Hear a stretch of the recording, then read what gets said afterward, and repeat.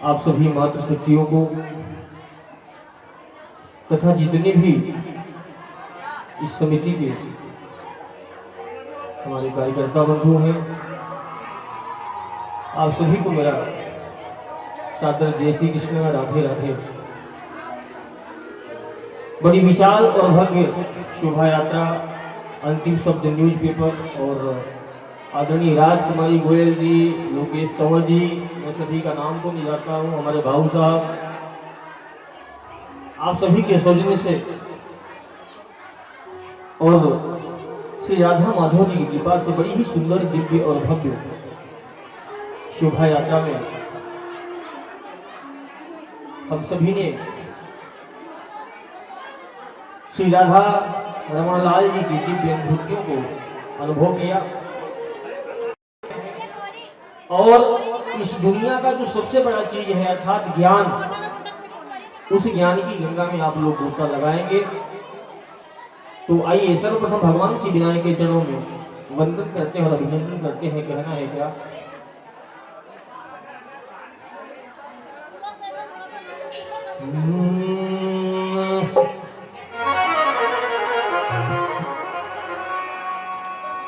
घनी घोरी अंधेरा छाया था, जब जीवन में उलझन की तरह गणराज प्रभु तुम आए सुलझने की तरह, गणराज प्रभु तुम आए सुलझने की तरह, गणराज प्रभु तुम आए सुलझने की तरह।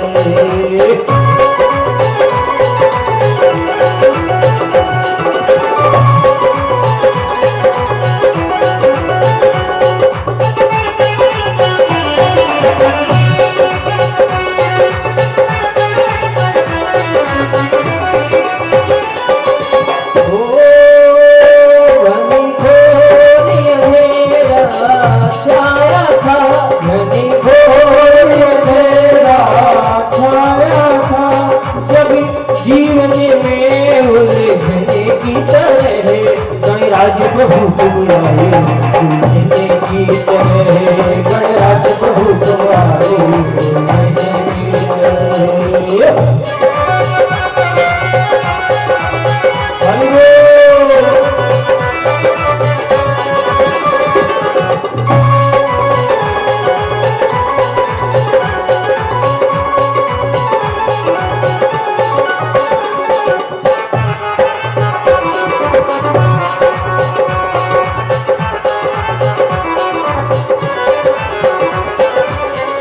इंसान बार बार जन्म लेता है, बार बार मृत्यु को प्राप्त हो जाता है, लेकिन इस जन्म और मृत्यु के चक्र से वो तब तक बाहर नहीं निकल पाता है, अर्थात मोक्ष का अधिकारी नहीं हो पाता है, जब तक उसके जीवन में किसी सद्गुरु का पदार्पण नहीं होता है। पुनरपिजनम पुनरपिगणनम पुनरपिजन बीजफले शयनम।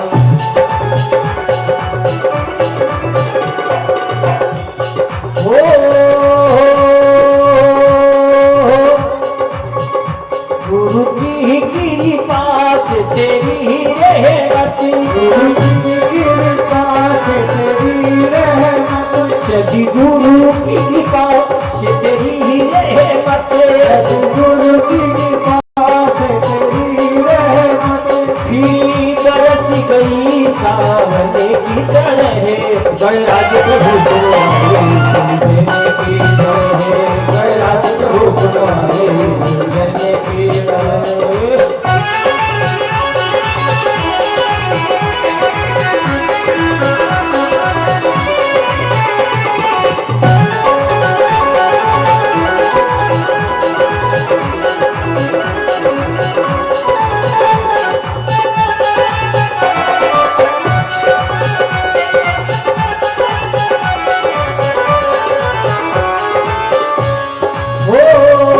भटक भटक कर लटक गया था झोला जी के फेरों में, भटक भटक कर लटक गया था झोला जी के फेरों में। उठा उठा कर पटक दिया था मोह माया की भीड़ों ने, उठा उठा कर पटक दिया था माया की भीड़ों ने।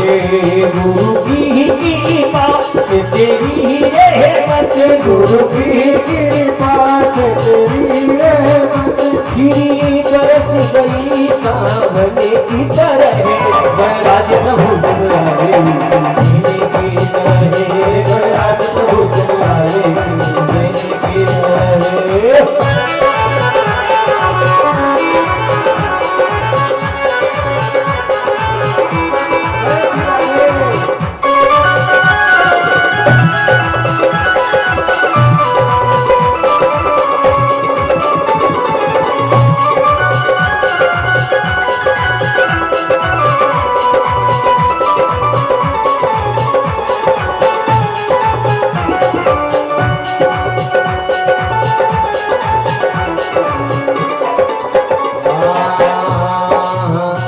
गणेश मंदिर कौन कौन जाता है जरा बताइए मुझे, आप जब सकते हैं क्या बात।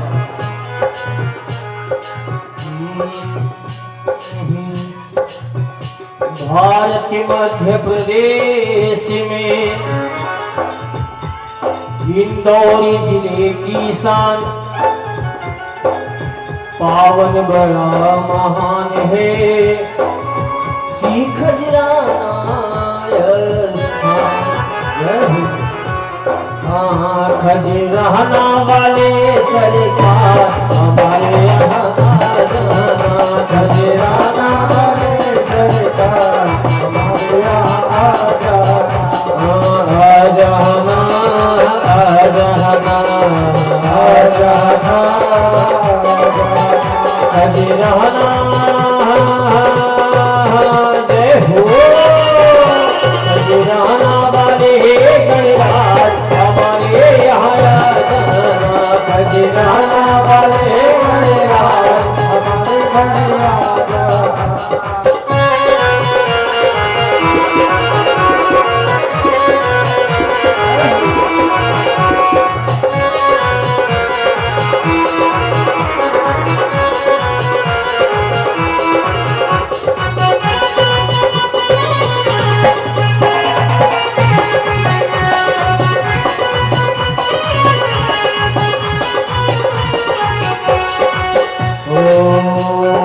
गौरा के लाल बाबा शिव के दुलारे, खजराना में आके भक्तों को तारे, गौरा के लाल बाबा शिव के दुलारे, खजराना में आके भक्तों को तारे, गौरा के लाल बाबा शिव के दुलारे, खजराना में आके भक्तों को तारे। तेरी महिमा तेरी गूंजी रही है जयकार हमारे यहाँ जाना, खजराना वाले परिवार हमारे घर आ जाना, तू आ जाना, आ जाना, आ जाना, आ जाना। और देखिए सबसे बड़ी बात कहते हैं कि वो दर नाकाम है जिसे दर नहीं कहते, हर जगह झुक जाए उसे सर नहीं कहते। अर्थात आप लोग कहीं जाते हैं, भगवान के मंदिर में जाते हैं, किसी गुरुदेव के पास में जाते हैं, तो जरूर कहीं कहीं हमारी ये कामना होती है कि हम जा रहे हैं तो वहां से कम हमें भगवान का, किसी संत का, किसी महापुरुष का आशीर्वाद मिलेगा। और होनी भी चाहिए। क्यों?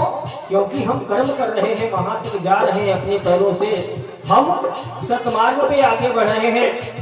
तो प्यारों, सतमार्ग पे आगे बढ़ने वालों का कभी भी एक कदम जो है निष्फल नहीं होता है। भगवान कहते हैं ना कि आप एक कदम मेरे लिए चलिए तो मैं आपके लिए 10 कदम दौड़ के आता हूँ। तेरे करम की दीवानी ये दुनिया, दिन रात गाए कहानी ये दुनिया, तेरे करम की दीवानी ये दुनिया, दिन रात गाए कहानी ये दुनिया। लोगों को जो मिला है मुकद्दर से मिला है, और हमको तो मुकद्दर भी प्रभु तेरे दर से मिला है। वो तेरे करम की दीवानी ये दुनिया, दिन रात गाए कहानी ये दुनिया। तेरे करम की दीवानी ये दुनिया, दिन रात गाए कहानी ये दुनिया। भक्त तुझ पे हुए हैं कुर्बान, हमारे यहाँ आ जाना खजराना वाले गरदान, हमारे यहाँ आ जाना आ जाना आ जाना आ जाना खजराना वाले गरदान, हमारे यहाँ आ जाना खजराना वाले गरदान, हमारे यहाँ आ जाना।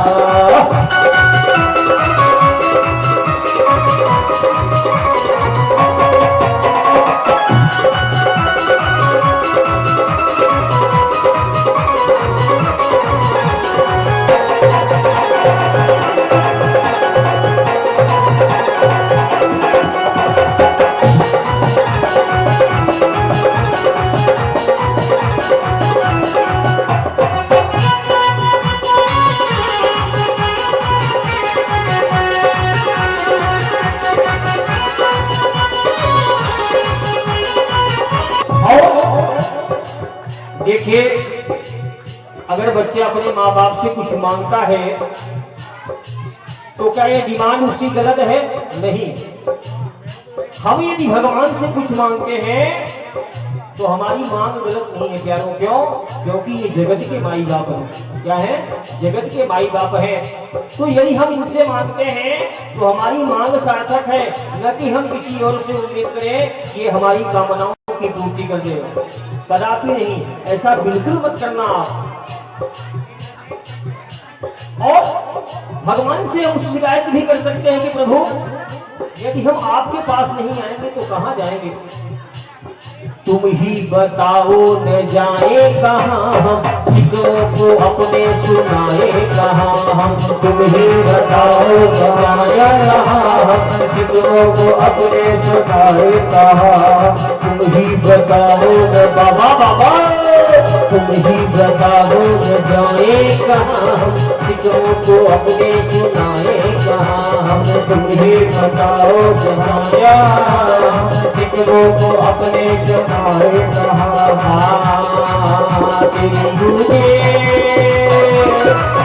दोनों हाथ उठा के बोलिए गजानन गणपति भगवान की। आवाज नहीं आ रही, आप लोगों को लगता है ज्यादा थक गए, कोई बात नहीं। बोलिए गजानन गणपति भगवान की।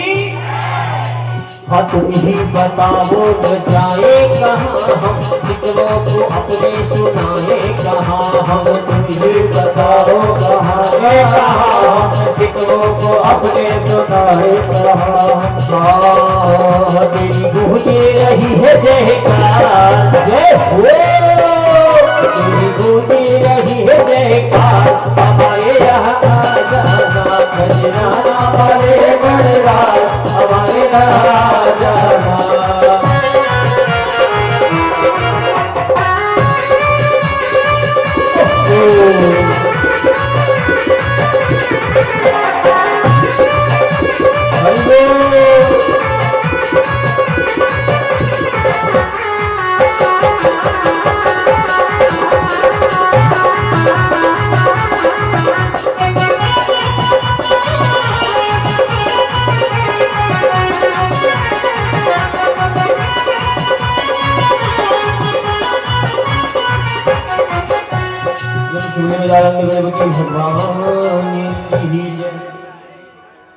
आज थोड़ी सी अव्यवस्थाएं हैं, कोई बात नहीं, कल ठीक हो जाएगा। परिवर्तन ही संसार का नियम है।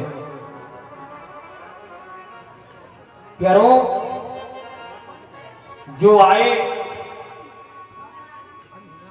उनको भी बहुत बहुत धन्यवाद। जो नहीं आए, घर से दर्शन किया इस शोभा यात्रा का, उनको भी बहुत बहुत धन्यवाद। जिन्होंने इस कथा का समर्थन किया उनको भी बहुत बहुत धन्यवाद, साधुवाद। और जिन्होंने किसी कारणवश समर्थन नहीं किया हो उनको भी बहुत बहुत धन्यवाद। क्यों? क्योंकि गोस्वामी तुलसीदास जी महाराज जब श्री रामचरितमानस की रचना करते हैं तो सबसे पहले खलों की वंदना करते हैं। किसकी वंदना करते हैं? फलों की। और सच कहो ना प्यारों, तो ये वही लोग हैं जो हमको सतमार्ग पर चलने के लिए प्रेरित करते हैं। क्या करते हैं? प्रेरित करते हैं। क्योंकि यदि ये नहीं होंगे तो हमको हमारा कर्तव्य बोध नहीं होगा। ये बार बार हमको बताते रहते हैं कि तुमको ये करना ही करना है। कभी हमको नीचा दिखाने की कोशिश करेंगे, कभी हमारा कुछ। लेकिन हकीकत ये है कि जो भगवान की शरण में है उसका त्रिकाल में कभी कोई अनिष्ट कर ही नहीं सकता।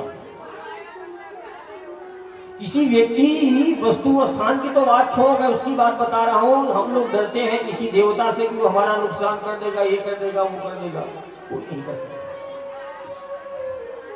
इसलिए निर्भय रहो, निशंक रहो, भगवान की शरण में रहो। भगवान की शरण में रहने वाले का कभी भी बाल बांका नहीं होता है। आज समय कम है, इसलिए ज्यादा समय न लेते हुए संक्षिप्त शब्दों में आज कथा का महात्मा मैं आप लोगों को बताऊंगा, क्योंकि प्रथम दिवस है और उसके बाद आरती और फिर प्रसाद लेकर के सब भी अपने घर जाइएगा। कथा का दिन 7 दिनों का होता है, क्रम होता है। इसलिए आज हमको कथा का महात्मा करना ही पड़ेगा। हमको मालूम है आप लोगों को थकान ज्यादा हो रही होगी, क्योंकि बहुत लंबी शोभा यात्रा थी। आइए सीधा कथा में प्रवेश करते हैं।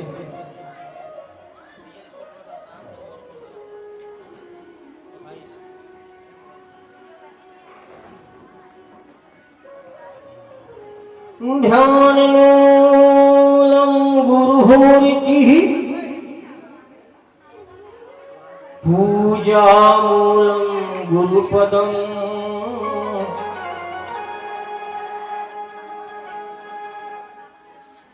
मंत्र मूलम गुरुवाक्यम मोक्ष मूलम गुरुकृपा नीलाम्बुजश्यामं कोमांगं सीता समारोहोपितभागं पाणो महंसायेऽपि च रुचापं नमामि रामं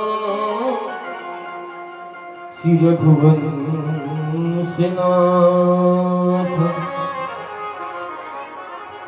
कृष्णाय वासुदेवाय हरे परमात्मने प्रणतिक्लेशनाशाय गोविन्दाय नमो नमः।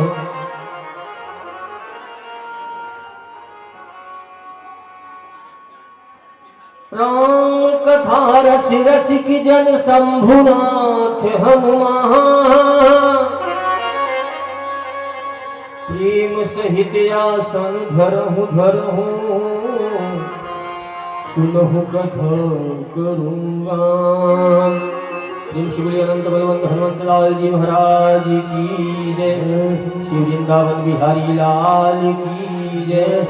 श्री राधा रमन लाल की जय हो। आइए सर्वप्रथम श्री राधा रानी सरकार के चरणों में हाजिर लगाते हुए कथा में प्रवेश करेंगे।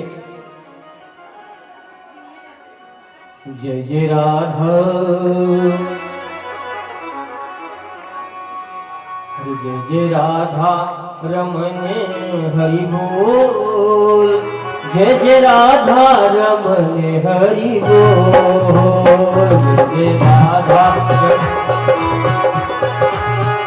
जय जय राधा रमन हरि बोल। जय जय राधा श्री राधा, जय जय राधा रमन हरि बोल। जय जय राधा रमन हरि बोल। जय जय राधा रमन हरि बोल। जय जय राधा रमन हरि बोल।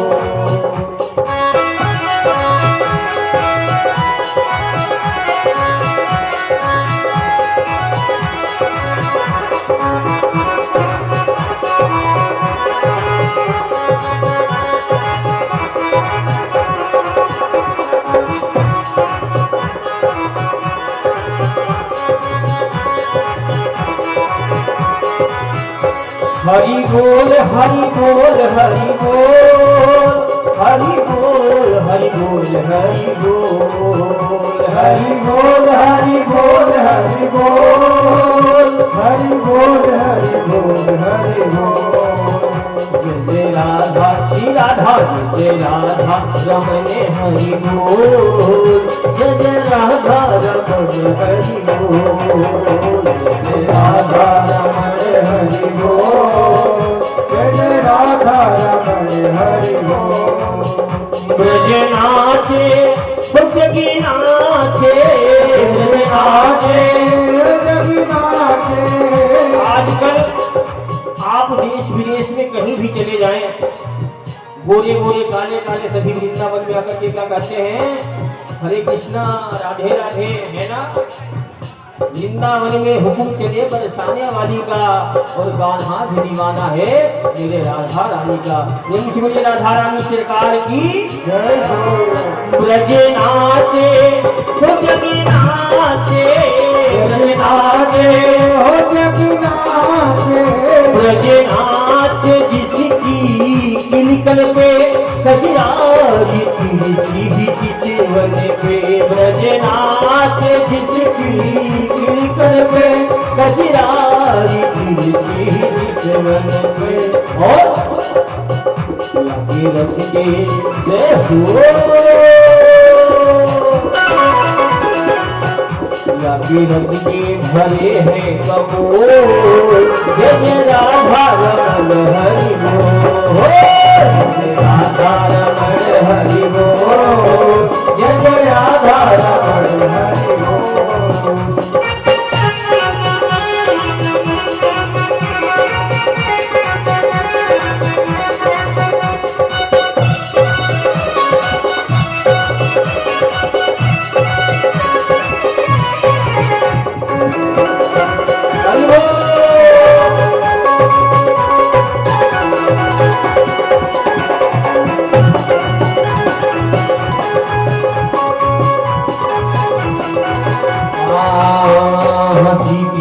गोविंद हरे मुरारी हे नाथ नारायण वासुदेवा हरि कृष्ण गोविंद हरे मुरारी हे नाथ नारायण वासुदेवा हे नाथ नारायण वासुदेवा हे नाथ नारायण वासुदेवा हे नाथ नारायण वासुदेवा हे नाथ नारायण वासुदेवा कृष्ण गोविंद हरे मुरारी हे नाथ नारायण वासुदेवा कृष्ण गोविंद हरे मुरारी हे नाथ नारायण वासुदेवा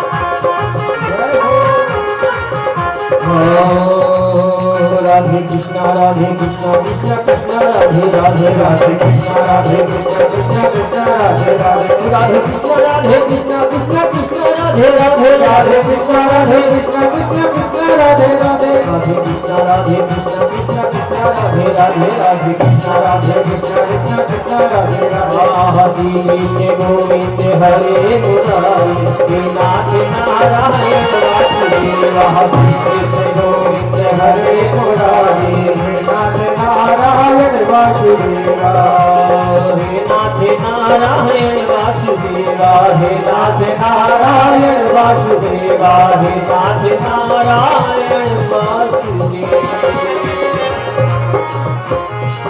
तुलसियावर रामचंद्र भगवान की जय कृष्ण कन्हैया लाल की जय।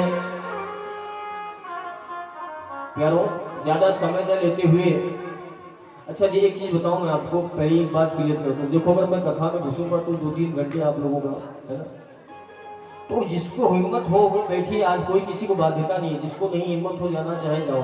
मैं तो तपस्वी हूँ, मुझे कोई फर्क नहीं पड़ता, मैं आपको सही बताऊँ। मैं सुबह से शाम तक बैठा रहूंगा एक आसन पे कोई फर्क नहीं पड़ेगा। लेकिन आप लोगों को अगर कुछ काम हो तो जिसको जाना हो जा सकता है। और कथा अगर पूरी ईमानदारी से मैं कहूँगा तो मेरा मालिक मुझे पेमेंट नहीं देगा, समझना होगा, है ना। तो इसलिए मैं चाहता हूँ कथा थोड़ा अच्छे से कहूँ, जल्दीबाजी में कहूँगा आनंद नहीं आएगा आप लोगों को। आप लोग भी बोलोगे राजकुमारी दीदी ने कैसा महाराज जी ले आया है राकेश भैया। तो जिसको जाना हो जा सकता है और जो सुनना चाहता हो तो वो सुने, क्योंकि ये अमृत है। इस कथा का मोल क्या है मालूम? देवता लोग आए और अमृत देने लगे इस कथा के बदले में, लेकिन अमृत लेना स्वीकार नहीं किया। क्यों? क्योंकि इस कथा की बराबरी अमृत भी नहीं कर सकता। ये वो कथा है भागवत कथा। तो प्यारों आइए कथा में प्रवेश करते हैं। जिसको आना जाना होगा धीरे धीरे आते जाते रहिएगा, है ना। और कथा प्रारंभ करते हैं। शिवली भक्तों भगवान की जय। रोज पानी गिर रहा था, लेकिन आज देखो चमत्कार मेरे ठाकुर का। जिसकी नैया राम भरोसे डूब नहीं सकती है, डोल भरे सकती है। मत घबराना तू, संकट आएंगे और संकट भी एक दिन जान ही जाएंगे। क्या तू प्रेमी है राम लला का, तुझ पर असर न होगा। आने दो, आ रहा है, जाने दो।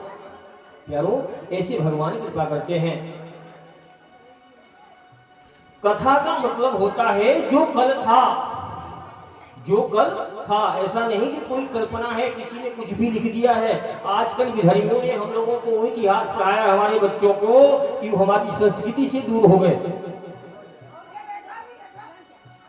इतिहास को बदला गया, कुचेष्टा की गई। जो नहीं पढ़ाया जाना चाहिए वो पढ़ाया गया बच्चों को। तो संस्कार कहां से आएंगे? हमारे बच्चे संस्कार से भटक गए हैं प्यारों।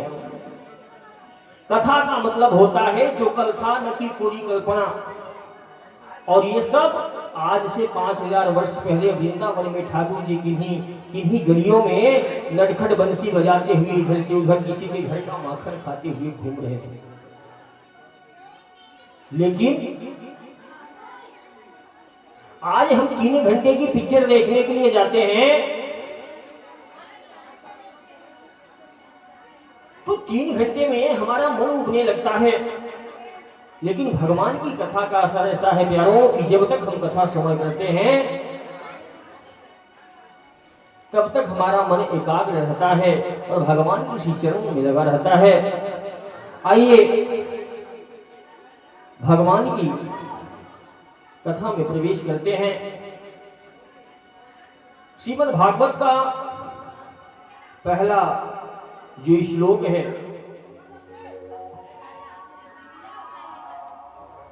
ज्यादातर लोग जो कथा सुनते होंगे वो जानते होंगे इसके बारे में।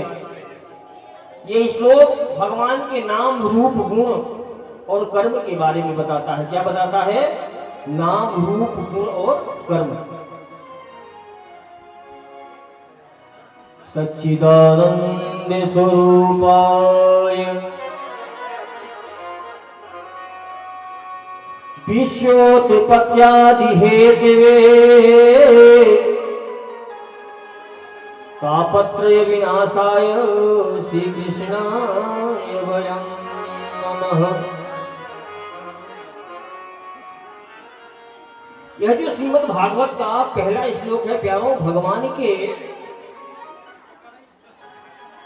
नाम रूप गुण और कर्म के बारे में बताता है, अर्थात हमारा भगवान से परिचय करवाता है। हम जिस भगवान के पीछे दीवाने हुए हैं वो है कैसा, करता क्या है कौन। तो यह पहला श्लोक उसके बारे में बताता है। क्या बताता है आइए समझते हैं। सच्चिदानंद स्वरूपाय, बोले तो परमात्मा हमारे कैसे हैं? सत्य चित और आनंद। महाराज परमात्मा सत्य कैसे हैं? और सत्य है तो दिखते क्यों नहीं? और चित्त का मतलब क्या होता है? आनंद का मतलब क्या होता है? तो प्यारों सत्य चित्त आनंद, परमात्मा हमारे कैसे हैं? सत्य चित्त आनंद। सत्य है परमात्मा। ये सत्य कैसे है? सत्य इसलिए है कि वो तब भी था जब ये संसार नहीं था। कब था? जब ये संसार नहीं था, वो तब भी रहेगा जब ये संसार नहीं रहेगा, और वो आज भी है जब ये संसार है। अर्थात भूत भविष्य वर्तमान में तीनों में यदि कोई व्याप्त है वो परम पिता परमात्मा परमेश्वर ही है। प्यारों, इस बात की कोई गारंटी नहीं दे सकता कि यहाँ जितने लोग रहते हैं आसपास में, या कोई भी 150 साल के बाद कोई धरातल पर होगा। कोई इस बात की गारंटी दे सकता है? नहीं दे सकता। लेकिन परमात्मा की कथाएं तब भी होती थी, लीलाएं तब भी होती थी, आज भी हो रही हैं और कल भी होंगी। आज भी हो रही हैं और कल भी होंगी। इसलिए परमात्मा सत्य है। और सत्य कैसे है परमात्मा? परमात्मा सत्य ऐसे है प्यारों कि ये संसार पूरा अविनाशी है। क्या है? ये पूरा संसार विनाशी है, अर्थात नाशवान है, लेकिन परमात्मा अविनाशी है, उसका कभी विनाश नहीं होता। वो अजर है और अजन्मा है। मिलता कहाँ है, कहाँ होता है? तो भगवान शंकर मैया पार्वती जी से कहते हैं क्या? हरि व्यापक सरे वक्र समाना। यहां भी है, वहां भी है, तुम में भी है, हम में भी है। जहां देखो वहां है, जित देखो तित श्याममयी है। हरि हरि व्यापक सरे वक्र समाना, वक्र समाना। और मिलेंगे कैसे? तो शंकर भगवान कहते हैं क्या? प्रेम ते प्रगट होई मैं जाना, प्रेम ते प्रगट हो।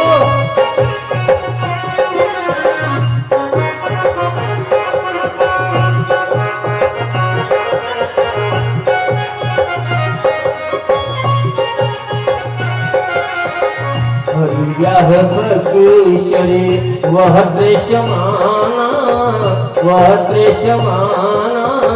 प्रेमत प्रगट होई मैं जाना।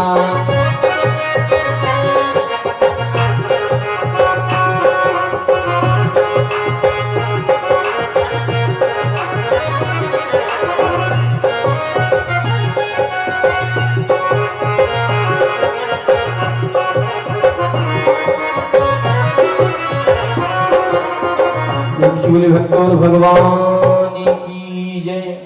तो हमारे परमात्मा का, जो कि संसार को जिसने रचा है, अद्भुत संसार वो, उसका पहला स्वरूप कैसा है? सत्य। सत्य इसलिए क्योंकि वो भूत में भी है, भविष्य में भी है, वर्तमान में भी है, और आने वाले दिनों में भी होगा। दूसरा स्वरूप है प्यारों परमात्मा का चित्त, बोले तो चैतन्यता। ये कौन सा स्वरूप है महाराज जी? तो ये वो स्वरूप है जो किसी भी वस्तु को जीवंत बनाता है, अर्थात उसको चैतन्य बनाता है। जो हमारा ये पंचभौतिक शरीर है, जो हमारा ये पंचभौतिक शरीर है ना प्यारों, ये तभी तक स्पर्श करने योग्य रहता है जब तक इसमें परमात्मा रूपी चैतन्यता विद्यमान रहती है। अर्थात जब किसी इंसान की सोचने की, समझने की, सूंघने की, खाने की, पीने की, बोलने की चैतन्यता गायब हो जाती है, तो उसके घर वाले ही उसको ले जाकर के घर के बाहर कर देते हैं। जो कल तक ये कहते थे कि ये मेरे पिता हैं, ये मेरी पत्नी है, मेरा पुत्र है, वही उसको स्पर्श करने के बाद नहाने की सोचते हैं। तो प्यारों, अगर कोई चैतन्य है तो परमात्मा है। हम लोग जान नहीं पाते हैं, हम कहते हैं कि हमारी माता जी, हमारे पिताजी हैं। नहीं, इस संसार में जितने भी नाते रिश्ते हैं ना, वो सब परमात्मा की वजह से है। नाते ने हराम थे मनियत सेवक सेप जहां थे। अगर किसी के अंदर से भगवान चले जाए तो कितना भी सुंदर हो, कैसा भी हो, बताओ कोई उसको स्पर्श करेगा? नहीं। मैं आपको बताऊं, एक पति पत्नी हो, खूब आपस में प्रेम करते हों और किसी जंगल में हो, अचानक उन दोनों में से कोई एक दिवंगत हो जाए, प्रभु को प्यारा हो जाए, भगवान के धाम को चला जाए, तो जो उसको प्राण प्यारे कह के एक दूसरे को संबोधित करते थे, जब परमात्मा रूपी चैतन्यता निकल गई तो पति वही है, सामने बैठा हुआ है अंधेरी रात में, लेकिन वो उसी को देख देख करके डरेगा, सामने वाला कहीं ऐसा न हो उठ करके खड़ा हो जाए। क्यों? क्योंकि परमात्मा रूपी चैतन्यता उसके अंदर से गायब हो गई। यारो कितना भी सुंदर आदमी कोई हो, लेकिन जब हमारा परमात्मा उसके अंदर से चला जाता है, चैतन्यता गायब हो जाती है, तो उसकी कोई कीमत नहीं रहती है। और हम लोग इस अभिमान में रहते हैं कि ये मैं हूं, ये मेरा स्वरूप है। नहीं, हम सब इनसे अलग हैं। और बहुत बहुत सुंदर बात और बहुत ऊपर की बात, क्या हम कौन हैं? हर इंसान की इच्छा होनी चाहिए कि मैं खुद को जानूं, मैं कौन हूं, मैं क्यों आया हूं। आप जन्म से पहले कौन थे, जानते हैं क्या इस बात को? नहीं जानते हैं। मृत्यु के बाद हमारा क्या होगा, इसका कुछ मालूम है क्या? नहीं। कोई बीच में काहे कि प्रपंच फैला रखा है हमने, ये सब सपना है, स्वप्न है, स्वप्न झूठा है। कैलाश पर बैठे भगवान शंकर मैया पार्वती जी से कहते हैं क्या, वो माया कहाँ हूं मैं, अनुभव अपना। जो जगत गुरु है प्यारो, कौन? भगवान शिव। वो कह रहे हैं मैया पार्वती से क्या, अरे सत हरि भजन जगत सब सपेना।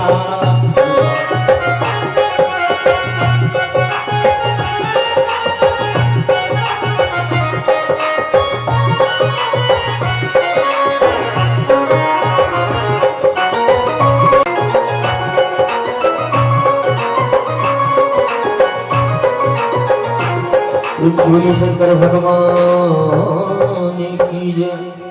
इस संसार में सत्य क्या है? परमात्मा है। परमात्मा का भजन है, उसका नाम है, उसका रूप है, उसकी लीला है, उसका गुण है, उसका धाम है।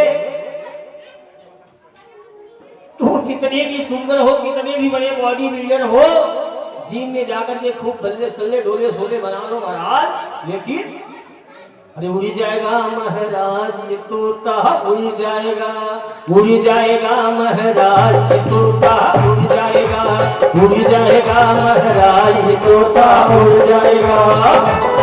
जय हो।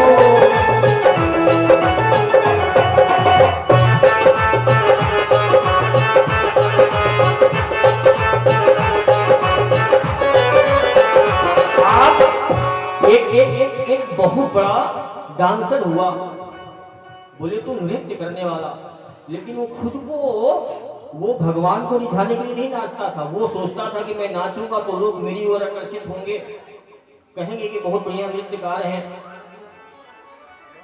उसने अपने लिए कई लोगों की, मैं नाम नहीं लूंगा, आप सभी जानते होंगे,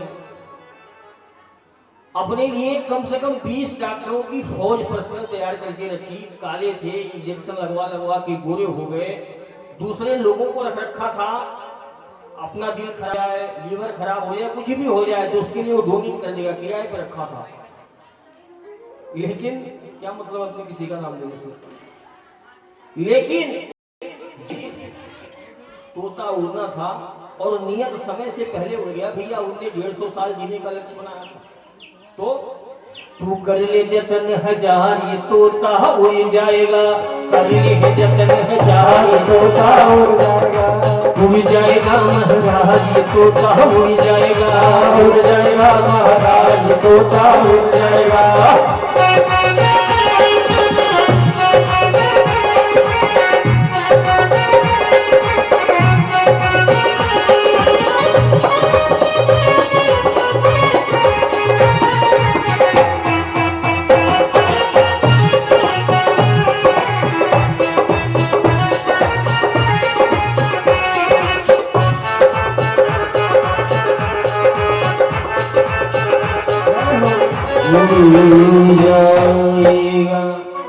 तो प्यारों, इस संसार में जो चैतन्यता नजर आ रही है वो मेरा परमात्मा ही है, कोई और नहीं है। अब कुछ लोग बोलेंगे, बोले महाराज सब जगह भगवान ही है तो फिर दिखाई क्यों नहीं देते हैं? तो बड़ी सुंदर बात रामचरितमानस में एक और आती है। मैं श्री राम कथा भी करता हूँ, इसलिए ज्यादातर प्रसंग और समझाने की चेष्टा मैं आपको रामचरितमानस से ही दूंगा। और किसी अभिमान में ये बातें नहीं कर रहा हूं, बल्कि अपने गुरु के द्वारा जो मुझे प्रदान हुआ है, मैं उसके बल पर कह रहा हूं कि कोई भी विधर्मी हमारे श्री रामचरितमानस की किसी भी चौपाई पे यदि प्रश्न चिन्ह खड़ा करता हो तो मेरे सामने आए, मैं उसको संतुष्ट करके भेजूंगा। कोई भी विधर्मी। प्यारो, महाग्रंथ है, महाग्रंथ।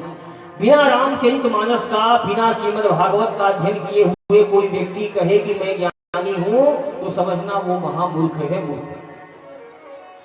ये हमारे दो ऐसे ग्रंथ हैं जो एक हमें जीवन जीने की कला सिखाता है और एक हमारे मृत्यु को मातम नहीं महोत्सव बनाता है। तो प्यारों,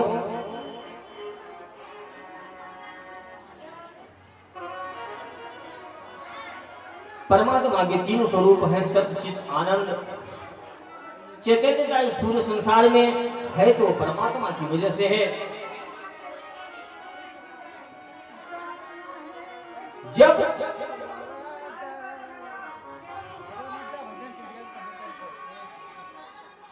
बाली को रावण ने मारा, थोड़ा शांति बनाए।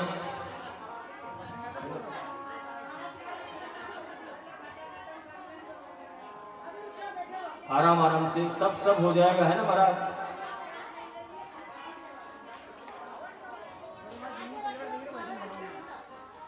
जब बाली को प्रभु श्री रामचंद्र जी ने मारा तो बाली ने पूछा किससे? राघव जी से। बोले प्रभु, मैं बैरी सुहु भीम प्यारा,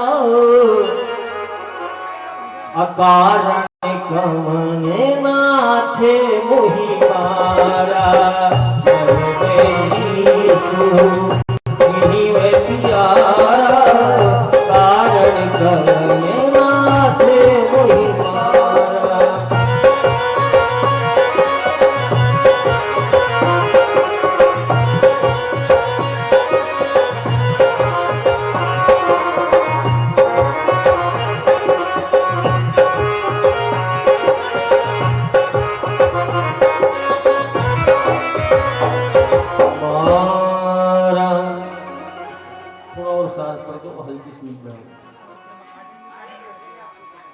बाली ने पूछा, बोले राघव,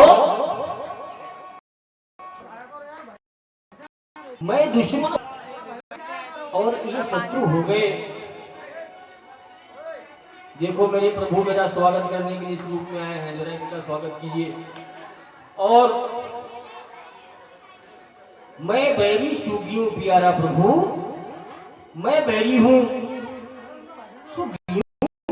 प्यारा है। क्या कारण है प्रभु? मैंने ऐसा क्या अपराध किया? आप तो भगवान कहलाते हैं, आप नारायण कहलाते हैं, आपके हाथों ऐसा अपराध कैसे हो गया? आप कैसे पक्षपात कर सकते हैं?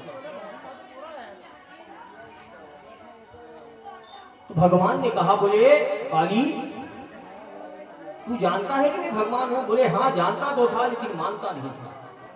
लोग कहेंगे, बोले परमात्मा सब जगह है तो दिखाई क्यों नहीं देते? अभी यही प्रश्न हुआ था ना कि अगर सब जगह परमात्मा है तो दिखाई क्यों नहीं देते हैं? क्यों? क्योंकि वो साधारण नहीं, उनका कोई स्वरूप नहीं है, रूप नहीं है। वो तो जब भक्त लोग करुण पुकार करते हैं तो कभी राम बनके, कभी कृष्ण बनकर के भगवान धरातल पे आते हैं। नहीं तो बिनु पगु चलयसु नय बिनु काना, बिनु पग चलयसु नय बिनु काना, करे बिन करे मत रय विधिनाना, कर बिन कर करे विधिनाना। बिनु पग चलयसु नय बिनु काना, करे बिन कर्म करे विधिनाना। बिनु पग चलयसु नय बिनु काना, करे बिन कर्म करे विधिनाना।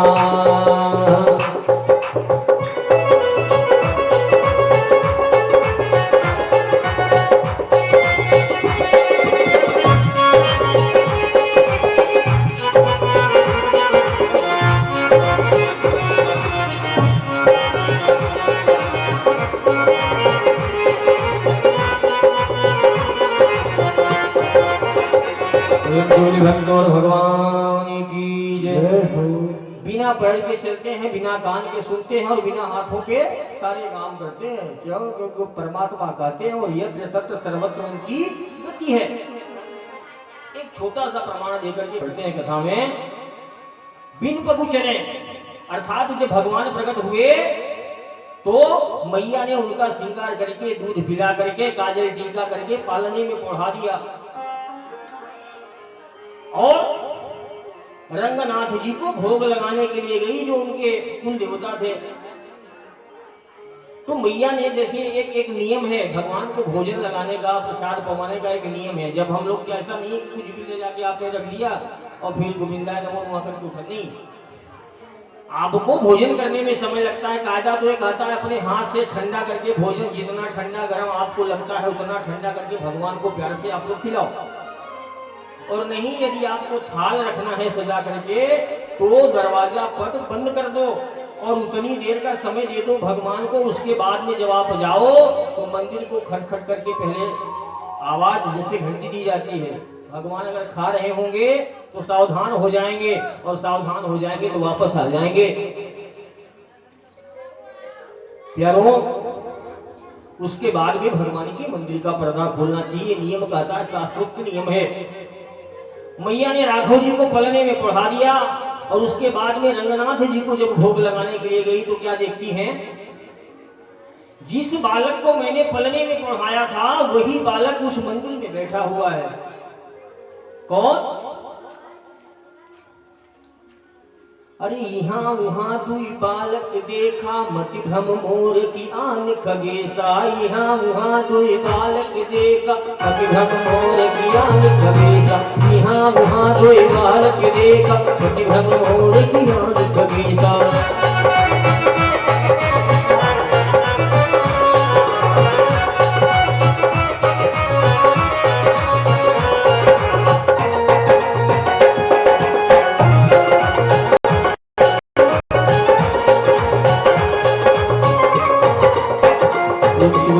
भैया लाल की जय।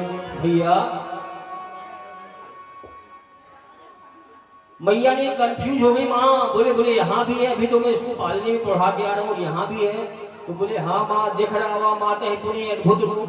कहो, मैया को ऐसा रूप दिखाया कि एक एक रोमकूप में अनेकों ब्रह्मांड, जैसे धरती है ना प्यारो, आकाश है, सूर्य है, चंद्रमा है, इंडिया है, पाकिस्तान है, ऐसे ही एक एक रूम में अनेकों अनेक ब्रह्मांड, अनेक धरतियां, अनेक भगवान के रूप माता जी को दिखाया। मैया भयभीत हो गई। अर्थात भगवान के पास, भगवान को कहीं जाना है तो उनको पैर की जरूरत नहीं है। क्यों? क्योंकि वो पलने में लेटे थे और मंदिर में पहुंच गए। जो बालक चल नहीं सकता, 6 दिन का है, 7 दिन का है, उसको पैर की कैसे जा सकता, आप बताओ। तो भगवान ने सिद्ध करके दिखा दिया कि मैं बिना पैर के भी चल सकता हूँ। पहला सबूत दिया उन्होंने अपनी भगवत्ता का, क्या कि मैं बिना पैर के भी यत्र तत्र सर्वत्र मेरी गति है, बिन पगु चले। और दूसरा, सुने बिनु काना। जब बाली का वध किया तो तारा ने कहा था, बोले स्वामी आप जिसको मारने जा रहे हैं ना वो जीव नहीं जगदीश है, आप उससे बैर ना कीजिए। तो वो भी बाली कहते हैं कि जब नाश मनुष्य पर छाता है पहले विवेक मर जाता है। बाली का संहार होना था, उसका नाश होना था, उसको समझ में नहीं आया प्यारों। तो वो जाकर के जो त्रैलोकपति है, जगत के जगताधीश, जगत नियंता है, उनसे बैर ठान लिया। और जब बाली को मारा, बाली ने प्रश्न किया तो भगवान ने उसको बताया, बोले तेरी पत्नी ने तुझको मना किया था कि मत जा, उनसे बैर मत ठान। तब बाली ने कहा, बोले हाँ प्रभु, मुझको ये विश्वास हो गया कि तुम भगवान हो। क्यों?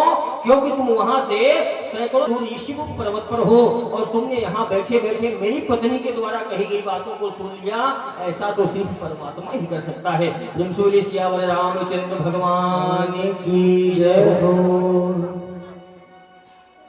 और तीसरी अपनी भगवत्ता का परिचय क्या दिया भगवान ने? खर और दूषण। जब शूर्पणखा की नाक कटी तो वो रोते हुए सबसे पहले कहां गई? खर और दूषण के पास में जाती है। प्यारों, जब शूर्पणखा की नाक कटी तो हो गई, इसके पास में खरदूषण के पास में पहले गई।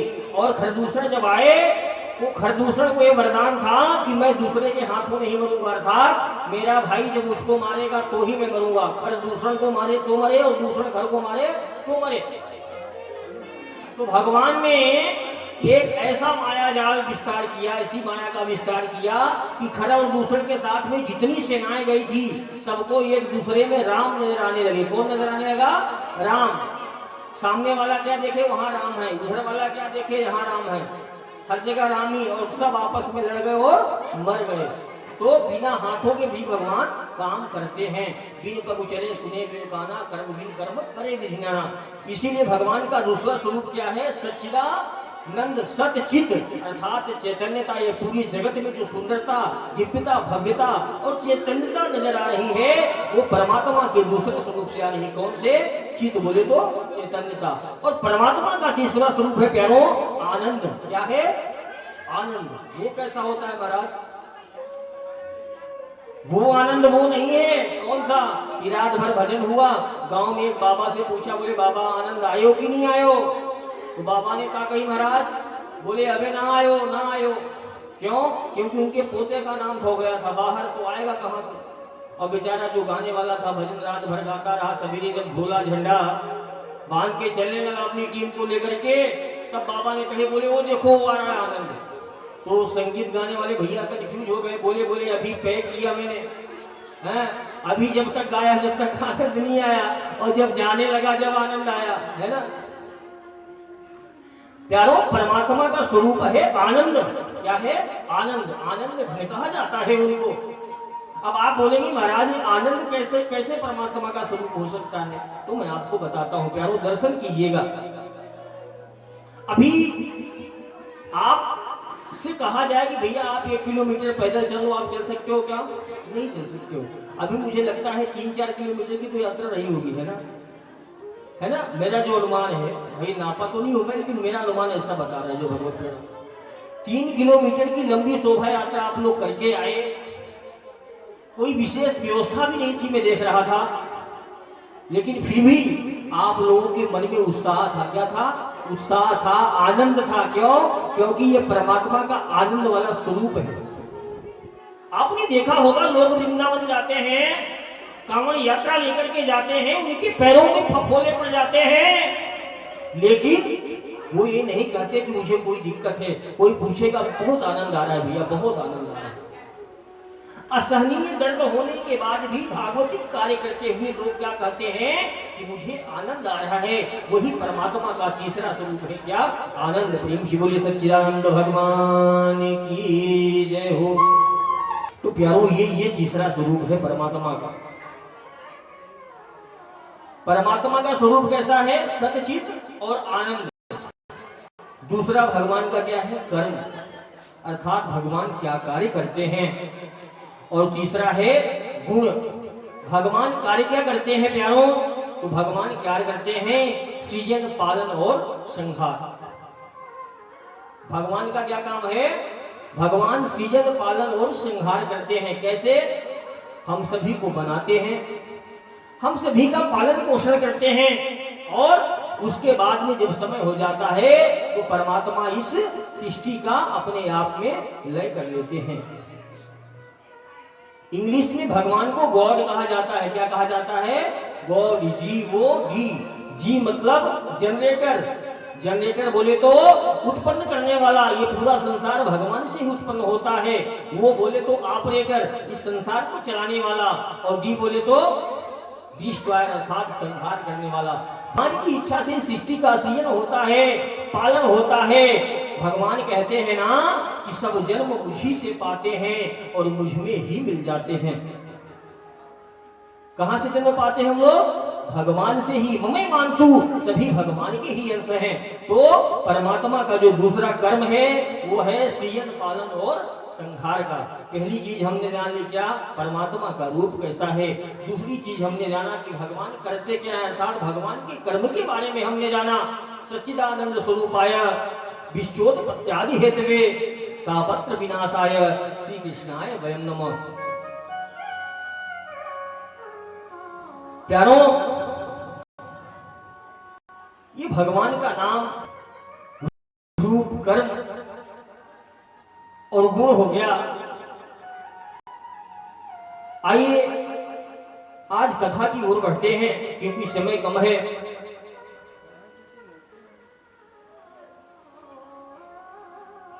88,000 ऋषि, सौनकादि महर्षि जंगल में जाकर के विश्व कल्याण के लिए यज्ञ कर रहे हैं। क्या कर रहे हैं? यज्ञ कर रहे हैं। संतों का जो जीवन होता है ना, वो अपने लिए नहीं होता है, समाज के लिए होता है। परहित हेतु सबन कै करनी, अर्थात वृक्ष कबहु नहीं फल बखे, नदी न संचय नीर, और परमारथ के कारण साधु धरा शरीर।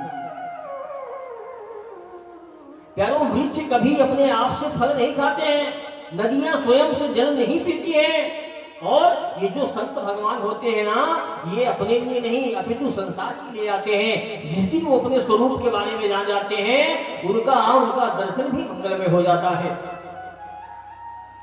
तो 88,000 शास्त्रवेता ऋषि जगत कल्याण की कामना से नैमिषारण्य में यज्ञ कर रहे हैं। क्या कर रहे हैं? यज्ञ कर रहे हैं कि विश्व का कल्याण होगा। लेकिन हम कोई कार्य कर रहे हैं और हमारे मन में यदि जलन हो रही है, उस कार्य को लेकर के प्रसन्नता नहीं हो रही है, तो समझ जाना यह कार्य तामसिक हो रहा है। इस कार्य में जरूर कहीं कोई त्रुटि है। कार्य को करते हुए प्रसन्नता नहीं हो रही है, मतलब कहीं न कहीं कोई त्रुटि है। ऋषियों के मन में भी खोट हो रहा है, क्षोभ हो रहा है कि मैं इतने दिन से इतना बढ़िया सत्कर्म कर रहा हूं, लेकिन मुझे जो संतुष्टि मिलनी चाहिए, जो दिव्यता मिलनी चाहिए, वो नहीं मिल रही। क्यों नहीं मिल रही है? तो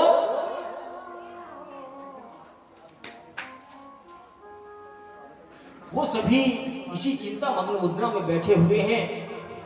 जब भी वहां पर सूत जी महाराज का आगमन होता है, प्रेम से सूत जी महाराज की जय हो।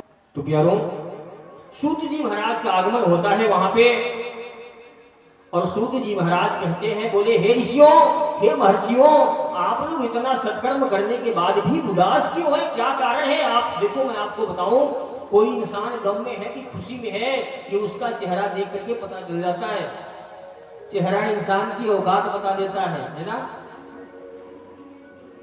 और कई लोग तो हमको ऐसे मिलते हैं, बोले महाराज, मैं तो आदमी मेरे सामने से गुजर जाए तो मैं उसको बता दूं कितने पानी में। खुद को नहीं जानते हैं, लेकिन उस आदमी को जानते हैं। कैसे कैसे प्यारों, उन ऋषियों को देखा तो सूत जी महाराज ने कहा, बोले महाराज क्या बात है, सत्कर्म करने के बाद भी आप लोग चिंता मग्न मुद्रा में बैठे हुए हैं, क्या कारण है?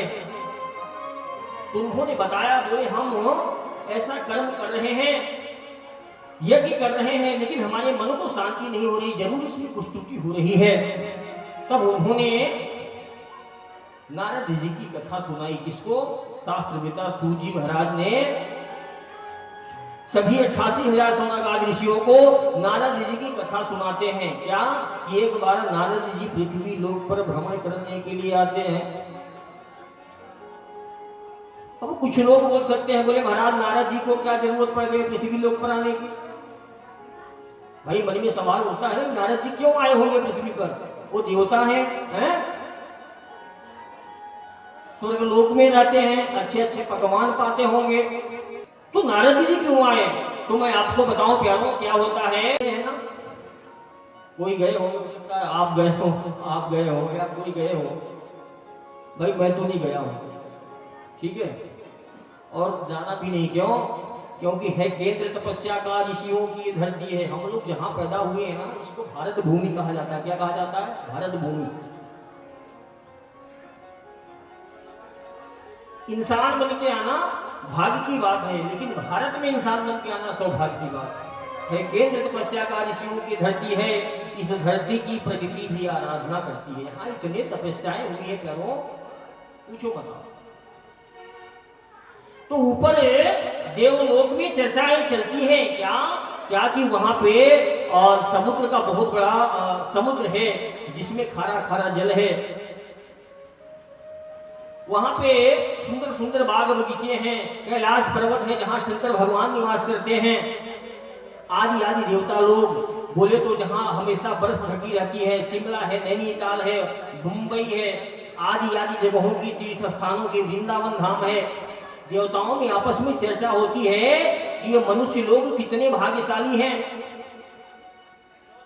क्यों न जाकर के हम भी पृथ्वी पर दर्शन करके आए, जहाँ पे भगवान श्री कृष्ण जी मोर मुकुट पीताम्बरधारी चतुर्भुज रूप में खड़े हुए हैं, बद्रीनाथ में चारों रूप में। ऐसी चर्चाएं होती हैं तो देवता लोगों के मन में आकर्षण होता है पृथ्वी के लिए, पृथ्वी पर घूमकर आने के लिए।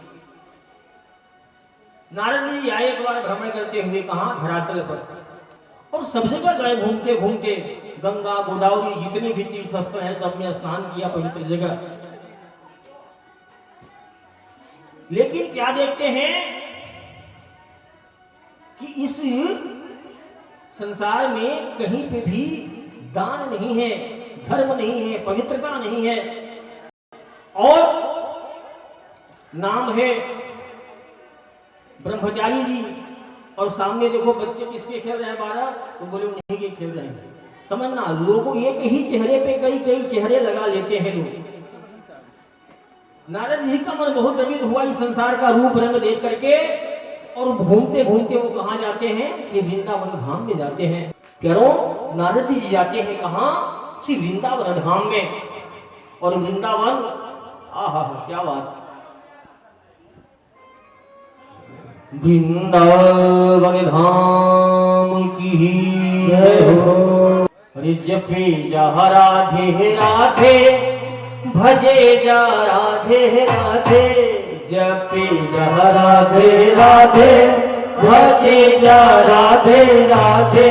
वृंदावन वृंदावन वृंदावन धाम अपार, जपे जा राधे राधे, वृंदावन धाम अपार, जपे जा राधे राधे।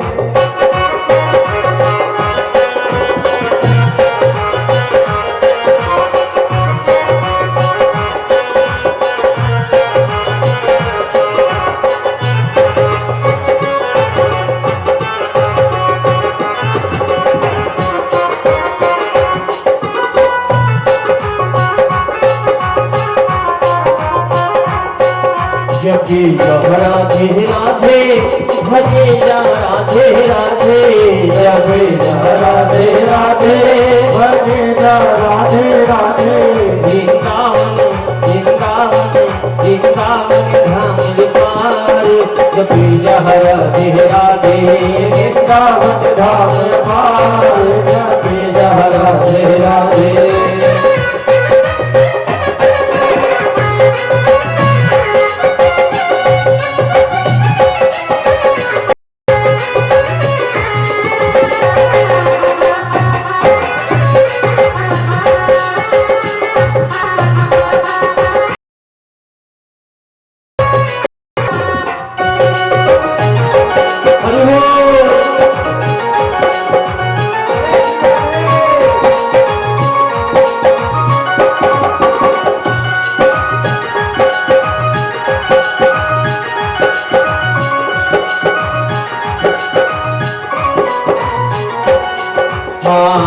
मेरा दिल तो दीवाना हो गया, वाले तेरा, मेरा दिल तो दीवाना हो गया,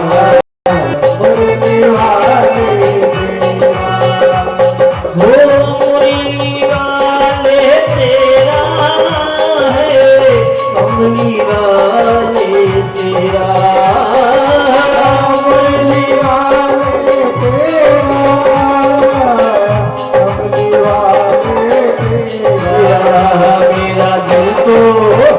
मेरा दिल तो दीवाना हो गया, मुरली वाले तेरा, मेरा दिल तो दीवाना हो गया, मुरली वाले तेरा।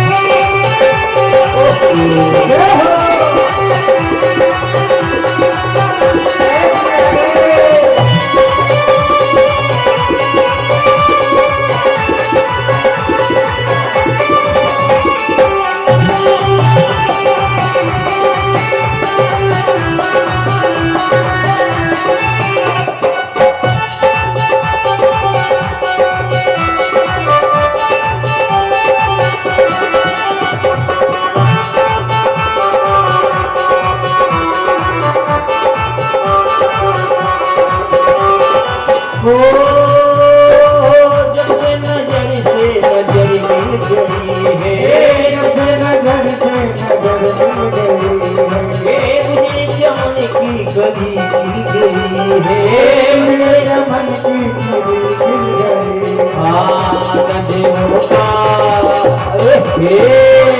नजरों का निशाना हो गया, कुंडी मारे तेरा नजरों का निशाना हो गया, कुंडी मारे तेरा।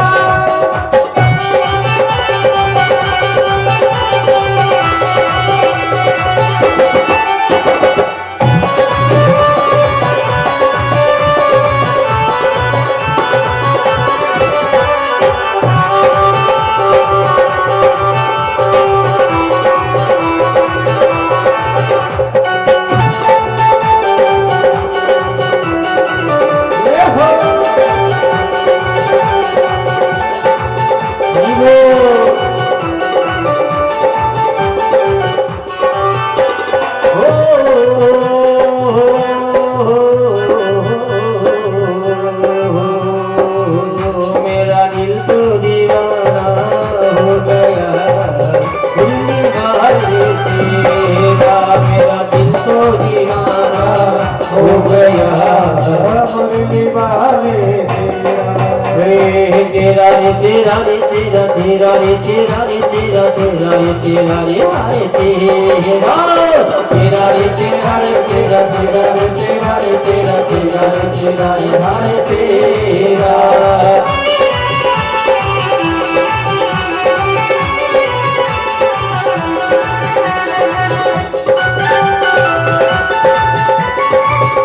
जय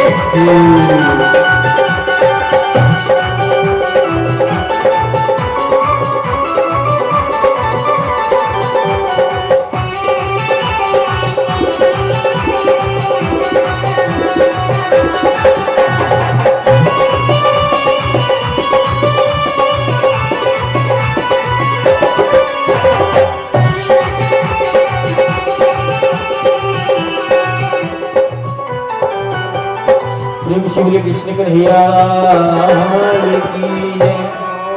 कल से हम सभी खूब सारे भजनों के गोता लगाएंगे। आज थोड़ा सा समय कम है, इसलिए शीघ्र अतिशीघ्र कथाओं को ले रहे हैं और आगे बढ़ रहे हैं। कथा का जो क्रम है उसको तो पूर्ण करना ही पड़ेगा प्यारों।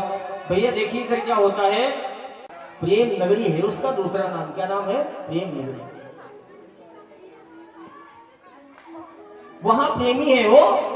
अच्छा, वृंदावन जाने के बाद अगर वहां पे आपने वहां की ब्रज की रज को अपने शरीर पर लगा लिया तो फिर आप गए काम से, फिर तो आप दिन रात यही कहेंगे क्या?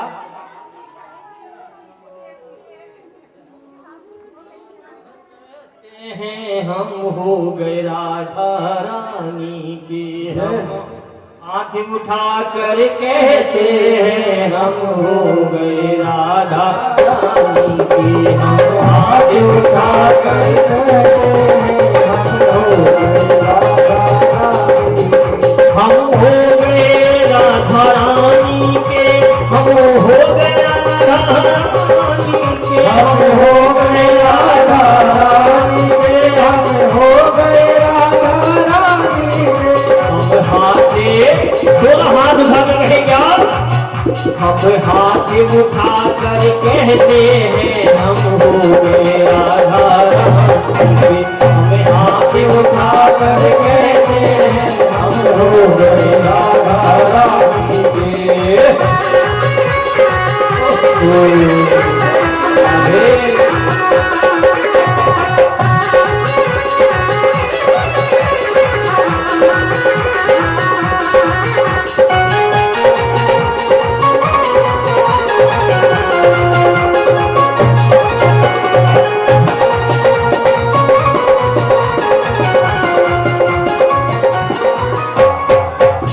मुकुट श्री मोर का, मुकुट श्री मोर का, मेरे चिट्ठी चोर का, मेरे चिट्ठी चोर का। दो नैना नैना नैना, दो नैना नैना नैना, दो नैना सरकार के बचते हैं कतार से, दो नैना सरकार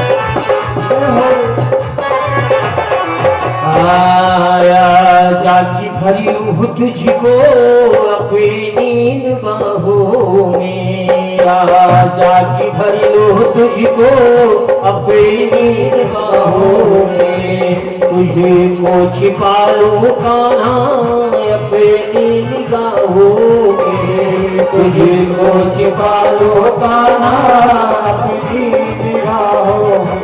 किसके किसके घर पे ठाकुर जी है बताओ? ठाकुर जी है सबके घर पे। आप लोग राई लोग उतारते हो नहीं उतारते उनका? हाँ उतारा करो, पता नहीं कौन आकर के टोना मार के चली जाए तो है।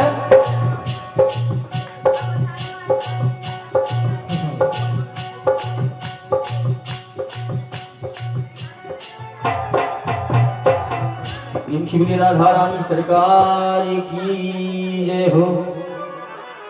कि नून राई मार के, नून राई वारो किसकी? लल्ला की, कन्हैया की, ठाकुर की, राधा रानी सरकार की। अच्छा राधा और कृष्ण दो नहीं है, ये स्त्री और पुरुष का भेद तब तक है जब तक ज्ञान है, नहीं तो कोई स्त्री नहीं कोई पुरुष नहीं, सब एक ही है। कौन? उस परम तत्व का अंश। हम सभी अंश है किसके? उस अंशी के। एक ही अंश से पूरा संसार चल रहा है। जगत नाथ के बैठो कुछ है नहीं प्यारो, है ना? तो कि नून राई बहार के हो नजरे उतार के, हो नून राई बहार के हो नजरे उतार के, दूने ना नैना नैना दूने ना नैना नैना दूने ना सरकार के कटिए है कटार से, दूने ना सरकार के कटिए है कटार से।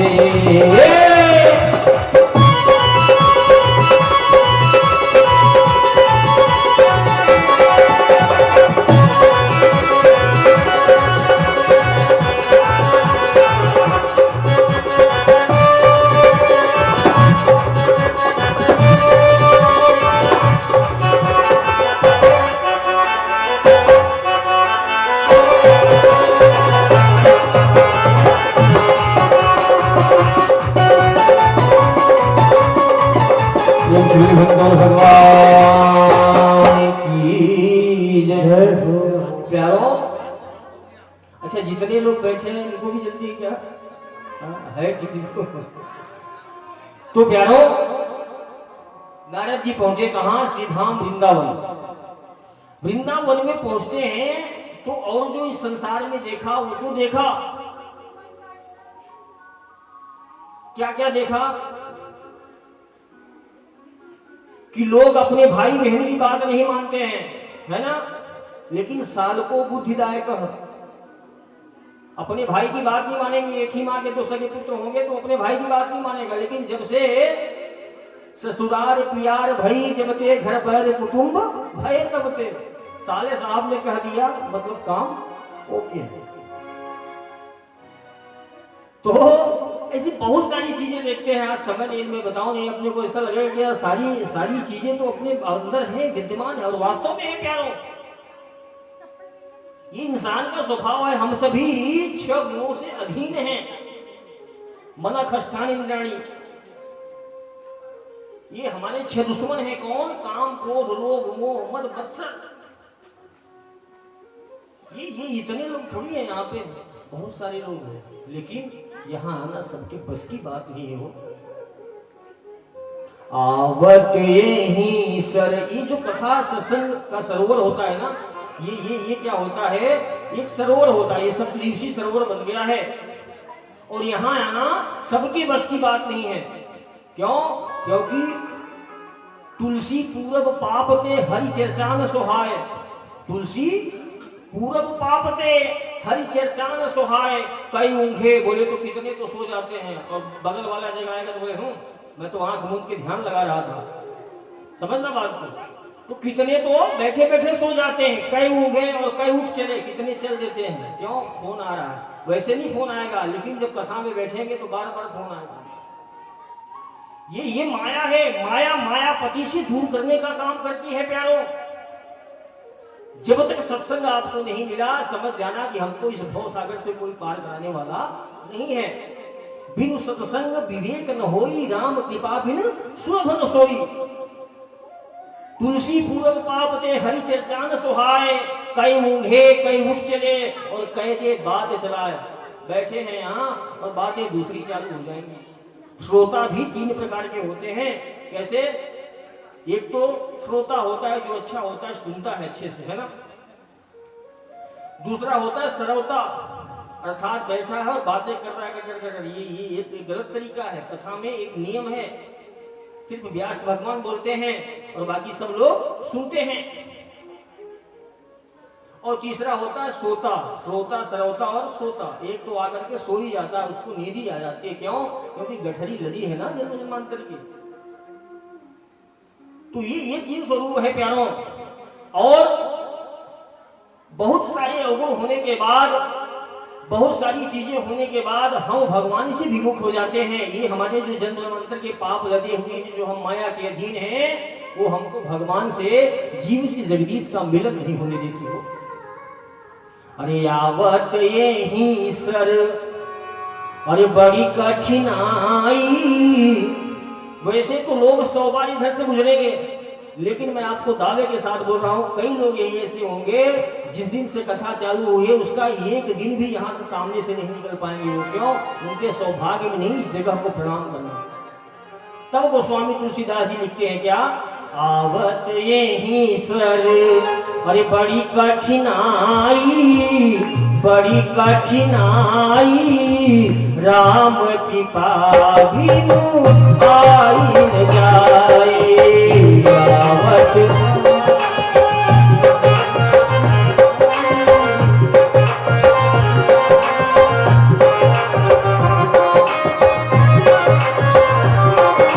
भक्तों भगवान की जय।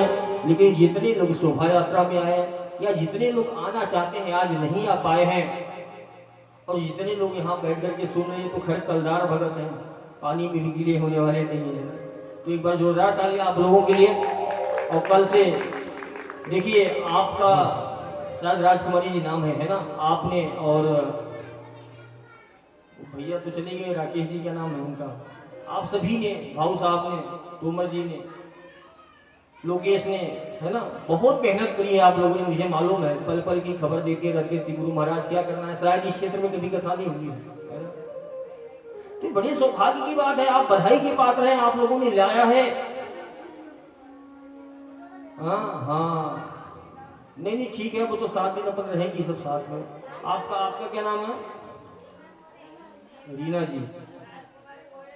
हाँ, ठीक है, आप लोग जो भी हैं, लेकिन काम बहुत अच्छा है आप लोगों का, मुझे अच्छा लगा। अच्छा, आगे राकेश जी, क्या बात, एक बार इनके लिए भी जोरदार तालियां हो गया।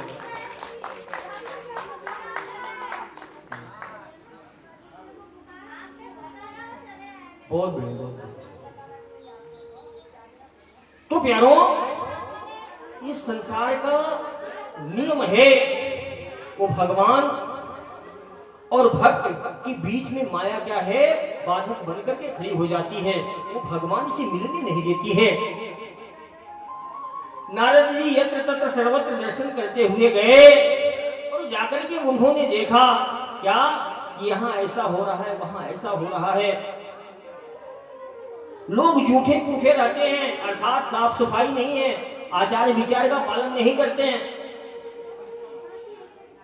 सब जगह से देख ताक के कहां पहुंचते हैं? श्रीधाम वृंदावन में। और श्रीधाम वृंदावन में एक और आश्चर्य देखते हैं क्या?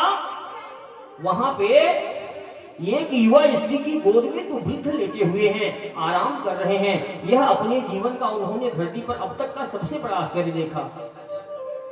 एक सुंदर युवती की गोद में 2 वृद्धों का क्या काम है? वो क्यों विश्राम कर रहे हैं? क्या कारण है? लेकिन नारद जी देवर्षि हैं, वो शास्त्र की मर्यादा को जानते हैं। तो उन्होंने जाकर के पहले उनको प्रणाम किया और कहा, देवी, यद्यपि मुझे तो पूछना नहीं चाहिए कि आप कौन हैं और आपकी गोद में सोए हुए 2 वृद्ध बालक कौन हैं? ये 2 वृद्ध कौन हैं? लेकिन फिर भी मुझे देख करके बड़ा आश्चर्य हो रहा है। यदि आप कृपा करके मुझे बतलाएं तो बड़ी कृपा होगी आपकी। तो देवी ने कृपा करके बताया और कहा, बोले देवर्षि मैं भक्ति हूं, भक्ति मेरा नाम क्या है, भक्ति। और ये मेरे दोनों पुत्र हैं, एक का नाम है ज्ञान और दूसरे का नाम है वैराग्य।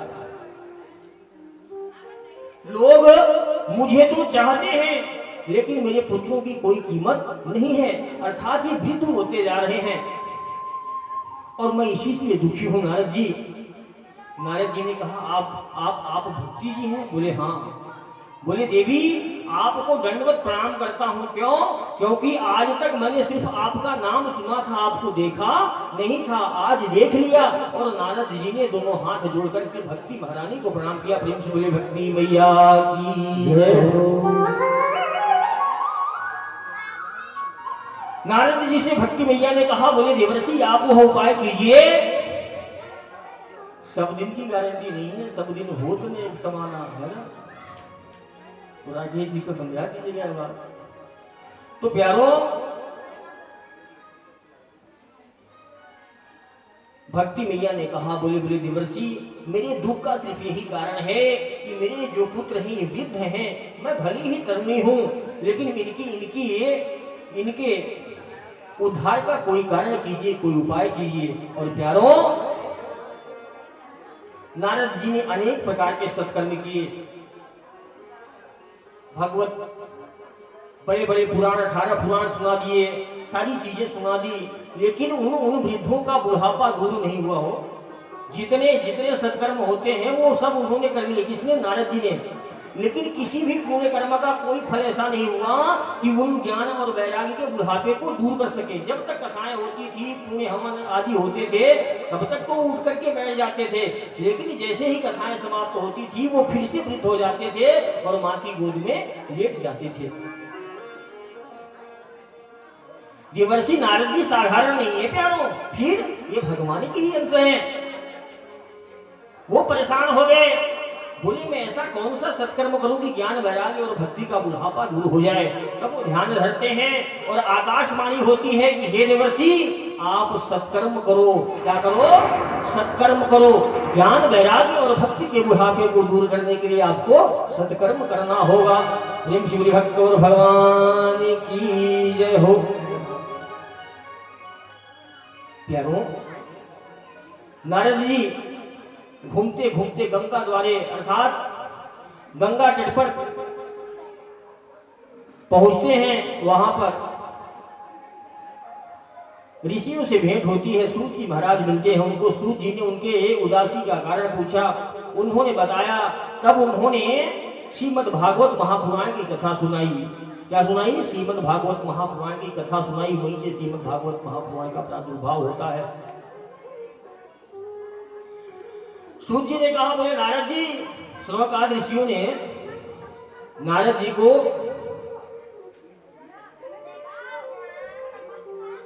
भगवान के प्रथम अवतार है कौन? सनक सनंदन सनातन सनत कुमार। ये नारद जी को मिल गए कहां? समुद्र तट पे गंगा द्वार पे। और जब नारद जी पहुंचे तो इन्होंने प्रणाम किया और प्रणाम करने के बाद में कहा, बोले देवर्षि आप किस चिंता में घूम रहे हैं? आपकी चिंता का कारण क्या है? आपका मुख मलिन क्यों है? उन्होंने बताया, बोले महामुने मैंने नाना प्रकार के प्रयास किए, नाना प्रकार के सत्कर्म किए, लेकिन ज्ञान वैराग्य का बुढ़ापा दूर नहीं हुआ। तो सनक सनंदन सनातन सनत कुमार ने उनको बताया, बोले नारद जी आप उनके उद्धार के लिए श्रीमद् भागवत महापुराण की कथा करवाइए। क्या करवाइए? श्रीमद् भागवत महापुराण की कथा करवाइए।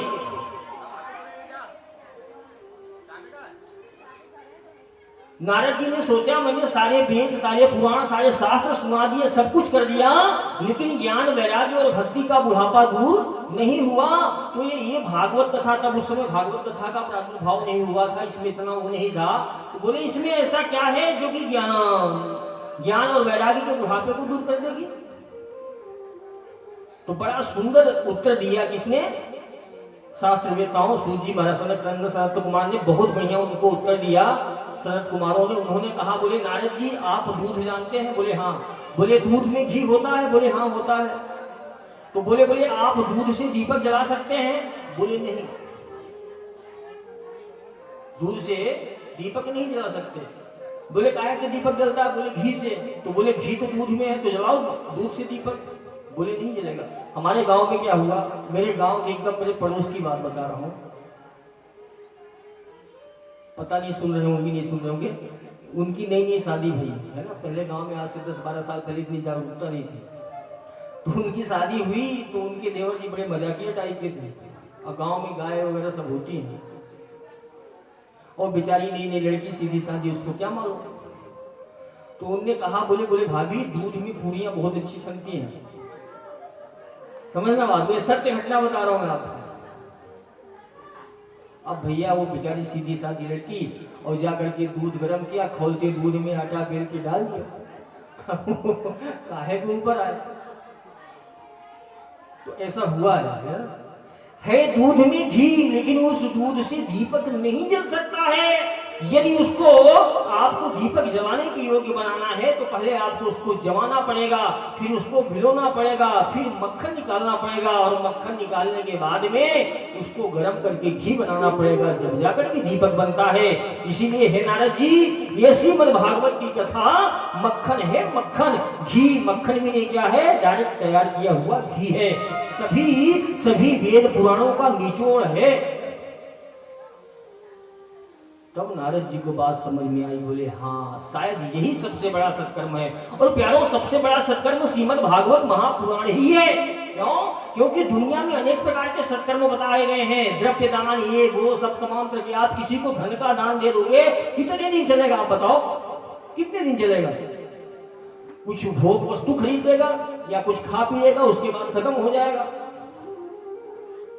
द्रव्य दान है, ये है वो है, भोजन सामग्री दे दोगे, कब तक चलेगा? लेकिन सबसे बड़ा दान यदि कोई है इस संसार में तो ज्ञान का दान है। किसका दान है? ज्ञान का। आपने देखा होगा एक पारसमणि होती है, क्या होती है? पारसमणि। पारसमणि की एक विशेषता है कि वो जिस लौह को, जिस धातु को स्पर्श करती है उसको स्वर्ण बना देती है। क्या बना देती है? स्वर्ण बना देती है।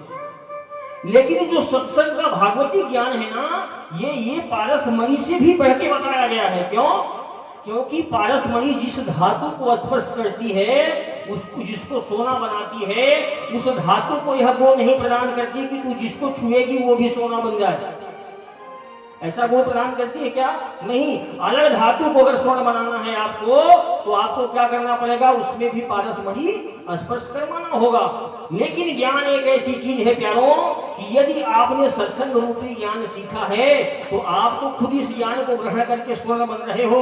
अर्थात गुरु ने, स्वर्णकार ने आपको स्वर्ण बनाया, और आपने जो ज्ञान अर्जित किया है, इस ज्ञान से आप देश का, समाज का और पूरे परिवार का उद्धार कर सकते हैं। इसलिए सत्संग को, ज्ञान को सबसे बड़ा दुनिया में दान बताया गया है। प्रेम से बोले भगवान भगवान की जय। तो प्यारों, ये जो ज्ञान का दान है, जो साप्ताहिक श्रीमद् भागवत महापुराण ज्ञान यज्ञ लिखा जाता है, क्या लिखा जाता है? ज्ञान यज्ञ। श्रीमद् भागवत महापुराण में एक से बढ़कर एक जानकारियां, अथाह सागर है, ज्ञान का समुद्र है। हम सब कौन है? इस सृष्टि की उत्पत्ति के ऊपर मत देखिए, नीचे देखिए, कुछ नहीं होने वाला। जब तक कथा होगी कुछ नहीं होगा, भरोसा रखो। ये क्या है? ज्ञान का समुद्र है। सृष्टि कैसे बनी? लोग कहते हैं, बोले महाराज पहले मुर्गी आई कि पहले अंडा आया? अरे हमारे भागवत महापुराण में लिखा हुआ है पहले अंडा आया तब मुर्गी आई। डॉक्टरों को आज तक नहीं मालूम। ये ज्ञान का भंडार है क्या? इसी श्रीमद् भागवत महापुराण में गोपियां गोपी गीत में कहती हैं, जब उद्धव जी आते हैं तो क्या कहती हैं?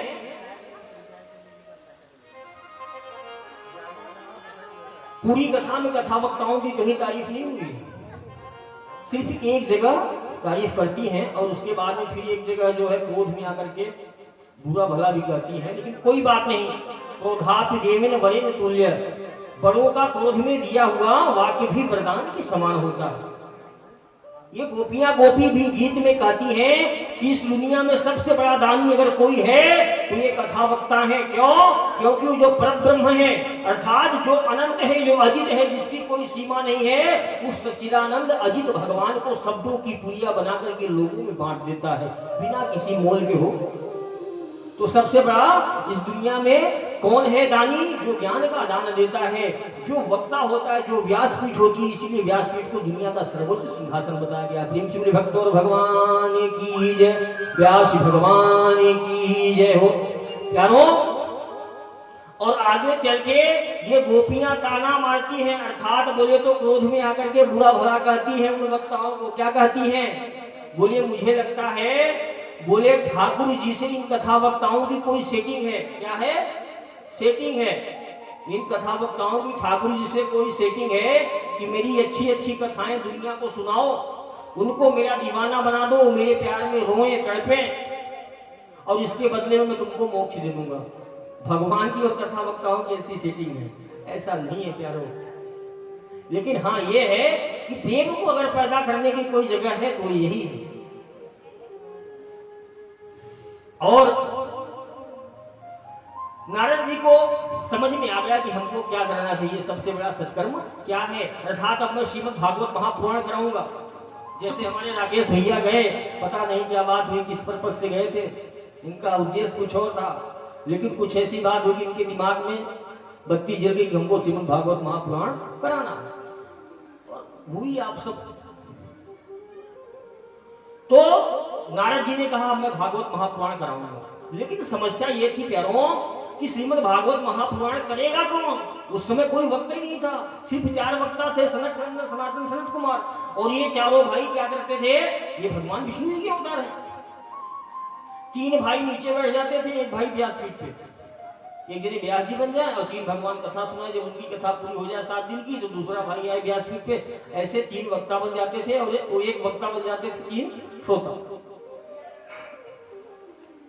नारद जी ने कहा बोले श्रीमद् भागवत महापुराण की कथा कराऊं, लेकिन उस समय में ये प्रचार प्रसार करने के साधन नहीं थे। आज से 5000-6000 वर्ष पहले क्या साधन रहा होगा बताओ? आजकल तो व्हाट्सएप पे प्रचार हो जाता है ना, और फ्लैक्स लग जाते हैं, ये हो जाता वो हो जाता, तब भी भीड़ उतनी नहीं हो पाती जितनी चाहिए। मतलब हमारी जो अपेक्षा हो उतनी नहीं हो पाती, इतना सारे प्रचार का साधन होने के बाद भी। लेकिन उस समय क्या हुई? माउथ पब्लिसिटी हुई। क्या हुई? Mouth publicity. आप युद्ध मैदान में जाने से पहले अगर अपने अस्त्र शस्त्र तैयार करके जाएंगे, अच्छे से सुसज्जित होकर के जाएंगे, तो मैं दावे के साथ बोल रहा हूं आपको परास्त नहीं होना पड़ेगा। और नारद जी ने यही किया हो। उनकी रणनीति बहुत खतरनाक थी। क्या किया? नारद जी ने 10 लोगों से कहा, जैसे आप हो गए रजनी जी, राकेश जी, आपका जो भी नाम है कल बता देना, मेरे दिमाग में मैं नाम भूल जाता हूँ, मैं सबका नाम भूल जाता हूँ। रीना जी, अच्छा रस है तो ठीक है, राकेश, रीना और राजकुमारी। हाँ, और मैं इनको रजनी जी बोलता था पहले, राकेश से जब बात होती थी ऐसे कभी, ठीक है। तो उन्होंने क्या किया? माउथ पब्लिसिटी 10 लोगों को बताया। आप लोगों ने बहुत अच्छी प्लानिंग की, एक बार जोरदार ताली आपके प्लानिंग के लिए, बहुत अच्छा प्लान किया था, बहुत अच्छा। 10 लोगों को बताया। वो 10 लोग जाकर के 10 लोगों को बताते थे और उनको जिम्मेदारी देते थे कि आप 100 लोगों को बताएंगे। ऐसे करते करते पूरे विश्व में प्रचार हो गया। क्या? समुद्र के तट पर कथा होने वाली है, गंगा द्वार, गंगा सागर है ना। अब भैया कथा होने लगी, पूरे विश्व में प्रचार हो गया कि श्रीमद् भागवत की कथा होने वाली है। कौन करेगा? सनातन सनत कुमार। अच्छा, तो सारे देवता आए, बोले कथा मनुष्यों को मत दो, फिर हमको दे दो, इसके बदले में हम आपको अमृत दे देंगे। लेकिन नहीं दिया हो। क्यों? क्योंकि पीवत भागवतम, भागवत को जिसने पी लिया वो भगवत स्वरूप हो जाता है। क्या हो जाता है? भगवत स्वरूप। ये सुनने का नहीं, पीने का, रसपान करने का विषय है प्यारों। अब भैया प्रचार प्रसार हो गया। अच्छा, अब ये दिक्कत हुई। बोले मंच कैसे बने? यहाँ तो कोई व्यवस्था नहीं है।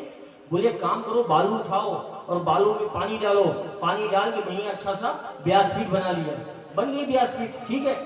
अब बोले टेंट, बोले टेंट की कोई जरूरत नहीं महाराज। बोले फिर? बोले वहां पे बहुत सारे पेड़ हैं, बोले पेड़ के नीचे छांव में बैठे रहेंगे। बोले हाँ ये बात ठीक है। बोले श्रोताओं के रहने खाने पीने की व्यवस्था, बोले कोई दिक्कत नहीं, समुद्र में मीठा मीठा जल है, इसको पिएंगे और बढ़िया बहुत सारे वृक्ष पे फल लगे हुए, उनको खाएंगे पिएंगे। अच्छा, सारी व्यवस्था हो गई। अब भैया दिन तारीख डिसाइड हो गया कि अब भागवत कथा होगी। भागवत कथा प्रारंभ हो गई और भागवत कथा ऐसी प्रारंभ हो गई महाराज, ऐसी भीड़ हुई कि मत पूछो। जहां तक देखो नरमुंडे ही दिखाई दे रहे हैं। देवलोक से सारे देवता आए, सप्तऋषि आए, उनकी पत्नियां आई और इस भूमंडल पे जितने चराचर जीव थे सभी आकर के सामने बैठे हुए हैं। व्यासपीठ पर सनंदन सनातन सनत कुमार में से सनत कुमार व्यासपीठ पर जाते हैं। प्रेम से बोलिए सनत कुमार भगवान की जय हो। और जाकर के जैसे ही सनत कुमारों ने कथा कहना प्रारंभ की सनत कुमार जी ने, तो क्या हुआ, कथा सुनते सुनते ज्ञान वैराग्य और भक्ति तीनों युवान होकर के प्रकट हो जाते हैं वहां पर और नृत्य करने लगते हैं। प्रेम से बोलिए भागवत महापुराण की जय हो। प्यारों, ये श्रीमद् भागवत महापुराण ये कोई साधारण पुराण नहीं है। ये भगवान श्री कृष्ण, भगवान श्री माधव का शब्दमयी वांगमयी प्रतिरूप मूर्ति है। जिस तरीके से कोई स्वर्णकार किसी सोने का आभूषण बनाता है, उसी प्रकार से व्यास जी ने, वेद व्यास जी ने शब्दों की एक भगवान श्री कृष्ण की प्रतिमूर्ति बनाई है और जिसका नाम है क्या, श्रीमद् भागवत महापुराण। बोले श्रीमद् भागवत महापुराण की जय हो। प्यारों, ज्ञान वैराग्य और भक्ति के बुढ़ापे को दूर किया किसने, श्रीमद् भागवत महापुराण ने। भक्ति मैया नृत्य करने लगी। बोले नारद जी देखो देखो आपने क्या चमत्कार कर दिया, आपने मेरे वृद्ध बच्चों को युवान कर दिया, आपने सबको तो स्थान दे दिया। नारद जी आप मुझे बताओ मैं कहां बैठूं, मुझे भी तो बैठने के लिए कोई स्थान दो। तो नारद जी ने कहा, बोले देवी मैं आपको स्थान बताता हूं, क्या, जो सामने ये श्रोता लोग बैठे हुए हैं ना, आप जाकर के इनके हृदय स्थल पर निवास कीजिए, इनके हृदय में बैठ जाइए। इसीलिए देखो हम लोगों की एक सबसे बड़ी कमी है, बहुत बड़ा सूत्र बता रहा हूं आपको, क्या हम लोग लक्ष्मी के पीछे भागते हैं। किसके पीछे भागते हैं, लक्ष्मी। लक्ष्मी आए महाराज, कोई उपाय हो तो बता दो, कोई उपाय बता दो महाराज, हम सुखी हो जाए, हमारे घर में लक्ष्मी आ जाए। गलत है क्या, कोई भी जंतुर मंतुर बधवा लो, सुखी होने वाले नहीं हो, मैं आपको दावे के साथ दे रहा हूं। क्यों क्यों ये सिद्धांत है, बारी मथे घित होई बर सिकता तेवन तेल, बिन हरि भजन न भवत रही, यह सिद्धांत कपिल। अर्थात बारी बोले तो पानी को मथने से हो सकता है घी हो जाए, असंभव हो सकता है क्या, पानी से घी नहीं हो सकता, लेकिन हो सकता है कि हो जाए, वह भी हो जाए। बारी मथे घी तो हो ही बरो सिकता के बरु तेल, अर्थात बालू को पेरने के बाद हो सकता है तेल निकल जाए, जो कि संभव है, लेकिन बिना हरि के भजन के आपका कल्याण होने वाला नहीं है, नहीं है, नहीं है। और भूख यदि आपको लगी है तो भोजन आपको ही खाना पड़ेगा, कोई दूसरे खिलाएगा तो पेट भरने वाला नहीं है, इसलिए भजन आपको ही करना पड़ेगा। प्यारों, हम लोग किसके पीछे भागते हैं, लक्ष्मी के पीछे भागते हैं, लेकिन ये क्रम गलत है। हो लक्ष्मी किसके पीछे भागती है, नारायण के पीछे भागती हैं। लक्ष्मी नारायण के पीछे भागती हैं और नारायण किसके पीछे भागते हैं, भक्ति के पीछे भागते हैं। और भक्ति कहाँ है, भक्तों के हृदय में है। तो हमको क्या करना चाहिए, अपने हृदय को मंदिर बनाना चाहिए और उस मंदिर में भक्ति महारानी को विराजमान करना चाहिए, तब हमारा क्रम बदल जाएगा। अर्थात हमारे और भक्ति मैया के बीच में कौन आ जाएगा, नारायण जी आ गए। नारायण पीछे पीछे और लक्ष्मी जी उनके पीछे पीछे, फिर हमको लक्ष्मी के पीछे नहीं भागना पड़ेगा। हो प्रेम से बोलिए भक्त और भगवान की। समय कम है प्यारों, इसलिए बहुत संक्षिप्त शब्दों में आज देना तो बहुत कुछ करना चाहता हूँ, और अभी 6 दिन है, खूब अच्छे से अपन चर्चा करेंगे। राकेश भैया कल व्यवस्था करवा लेना, कल की कोई गारंटी नहीं है, कल की कोई गारंटी नहीं है।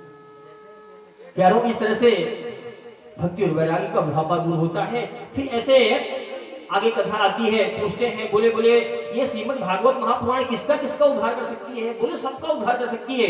बोले इस संसार में सबसे बड़ा नीच अपराधी उसको बताया गया है, पापी उसको बताया गया है, जो मातृ पुत्र हंता हो, जिसने माँ बाप को मारा हो।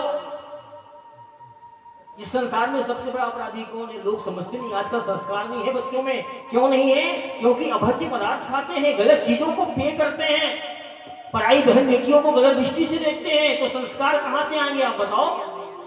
जैसा खाओ अन्न वैसा रहे मन। अरे हमारे शास्त्रों में लहसुन प्याज तक वर्जित बताया गया है। क्यों? इसमें तामसिक प्रवृत्तियां होती हैं। आप देखो तो सही, हम किस मार्ग के प्रतीक हैं। तो हाँ, श्रीमद् भागवत महापुराण ऐसे पापी का भी उद्धार करने में समर्थ है। कैसे? एक दृष्टांत के माध्यम से बताया। क्या प्यारों, सनत कुमार जी कथा सुनाते हैं। कौन सी? आत्मदेव की, गोकर्ण की और भूलभकारी की। कामना करना गलत नहीं है, हर इंसान की कामनाएं होती है कि मैं आया हूं, अरे सुत बीते लोक। कौन कौन? सुत बोले तो संतान, हमारे वहां भी लड़का बच्चा हो जाए महाराज, खूब बढ़िया चकाचक हमारा परिवार चले, सबकी कामना होती, करना भी चाहिए। 3 इच्छाएं हैं जिसमें कि हम सभी फंसे रहते, चौथी कोई इच्छा नहीं प्यारो, क्षमा करिएगा। सुत बीते लोक ईशणा तीनी, सुत बीते लोक ईशणा तीनी, सुत बीते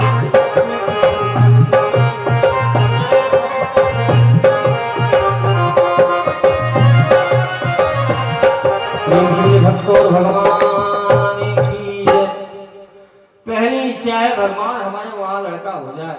हाँ, इस बात की गारंटी नहीं कोई लड़का पैदा होकर के तुम्हारा भरण पोषण करेगा कि नहीं करेगा। पता चले वो बड़ा हुआ और आपको कमरे में फ्लैट में बंद किया और चला गया अमेरिका, है ना। कितने ऐसी खबरें आप लोग देखते रहते होंगे कि बेचारे बुढ़ापा जो वृद्ध माँ बाप हैं वो फ्लैट में पड़े पड़े सड़ जाते हैं, बदबू आती है, पड़ोसी निकालता है। ऐसा पैसा किस काम का, ऐसी प्रसिद्धि किस काम की? लेकिन जो भगवत आश्रित होता है, मैंने वृंदावन श्री धाम वृंदावनों को जो जाकर के वहां के वासी हो गए, वहां के जो संत परिकर होते हैं, भले कोई उनके आगे पीछे नहीं हो, वही उनके पुत्र बैठ जाते हैं, वही उनको सुंदर स्नान करवाते हैं, उनका तिलक लगा करके श्रृंगार करते हैं, उनको माला पहनाते हैं, ठाकुर जी की चरण प्रसादी पवाते हैं और उनको सुंदर सुंदर भोग बना के पवाते हैं। और जब उनका शरीर छूटता है प्यारों, तो ले जाकर के उनको मोक्ष भी दिलवाते हैं, अर्थात उनका अंतिम संस्कार भी करते हैं। तो हमारी सबसे बड़ी कामना क्या है? सूत वित्त। वो दूसरी कामना है वित्त। बोले तो वित्त बोले तो धन, महाराज धन आना चाहिए, पैसा आ जाए, बस सुखी हो जाएगा महाराज। अब वो पैसा कमाने के लिए आदमी नाना प्रकार के पाप आचरण करता है, उसको ये उस समय समझ में नहीं आता कि मैं क्या कर रहा हूँ, कैसे कर रहा हूँ। लेकिन अनीति से कमाया गया धन, सावधान होकर सुनिएगा प्यारों, जहां तक मेरी आवाज जा रही है, यूट्यूब, सोशल मीडिया, फेसबुक के माध्यम से सुनने वाले मेरे तमाम श्रोता बंधु से निवेदन है कि अनीति से कमाया गया धन परिणाम में शोक, रोग, कष्ट, चिंता, भय और बाद में मृत्यु ही प्रदान करता है।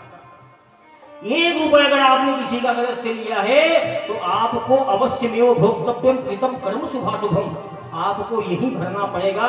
हो सकता है डॉक्टर के वहां भरना पड़े, कोई भी कारण हो सकता है। इसलिए प्यारों, बेवजह आपका मन आपके दिल में डर पैदा कर देगा, कहीं ऐसा ना हो जाए, कहीं होने वाला कुछ नहीं है, लेकिन वो पाप डरा रहा है। शुद्ध वित्त अर्थात गलत तरीके से हमको धन नहीं कमाना है। शुद्ध वित्त लोक, पैसा हो गया, पुत्र हो गया, फिर हमारी मान, नेम फेम मनी, इंग्लिश में बताऊं तो नेम फेम मनी, नाम, पैसा और प्रसिद्धि, ये 3 कामना होती है इंसान की, है ना। हमको लोग जान जाए, हमारा नाम, कथा करवाने का भी उद्देश्य होता है लोगों का। क्यों? कई लोग तो अपने पितरों के मोक्ष के लिए करवाते हैं, है ना। कई लोग इसलिए करवाते हैं कि मेरा नाम हो जाए। वर्षों तक लोग, वो कौन है, राकेश भैया है, उन्होंने कथा करवाई थी वहां पे, वो दीदी है, वो दीदी है, समझना बात। अलग अलग कामना होती लोगों की, अच्छी बात है, लेकिन ये कामना शास्त्र सम्मत होना चाहिए। शास्त्र सम्मत होना चाहिए। ऐसा नहीं कोई भी कामना हमारी गलत हो, शास्त्र से विपरीत हो। तस्मा शास्त्रम प्रमाणन्ते कार्यो व्यवस्थिते।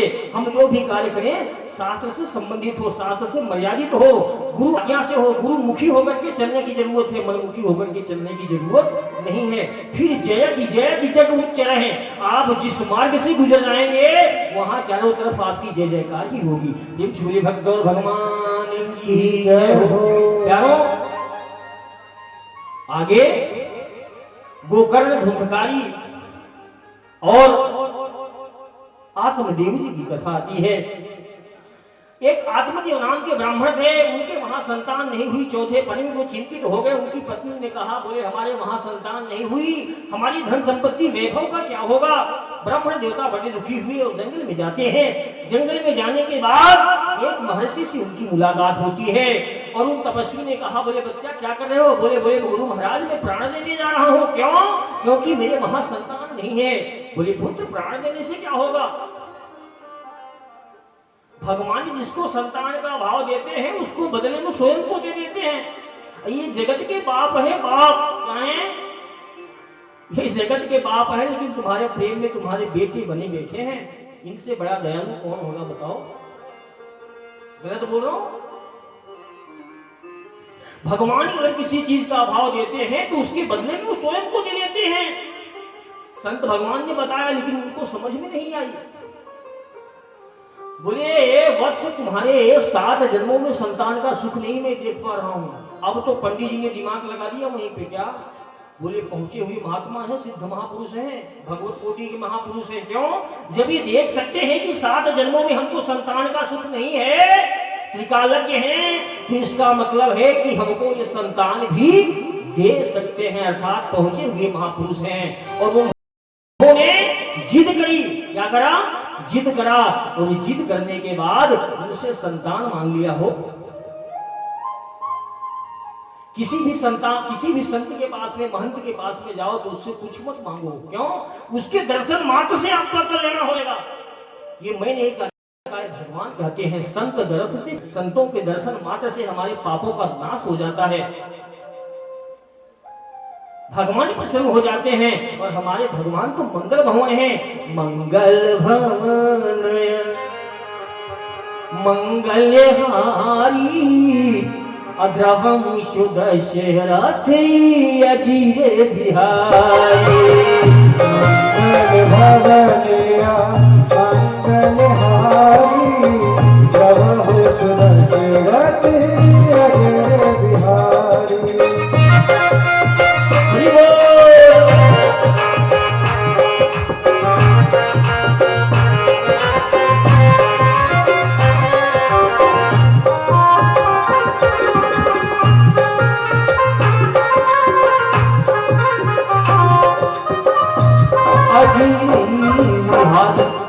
हमारे भगवान का एक नाम मंगल भवन भी है। क्या है?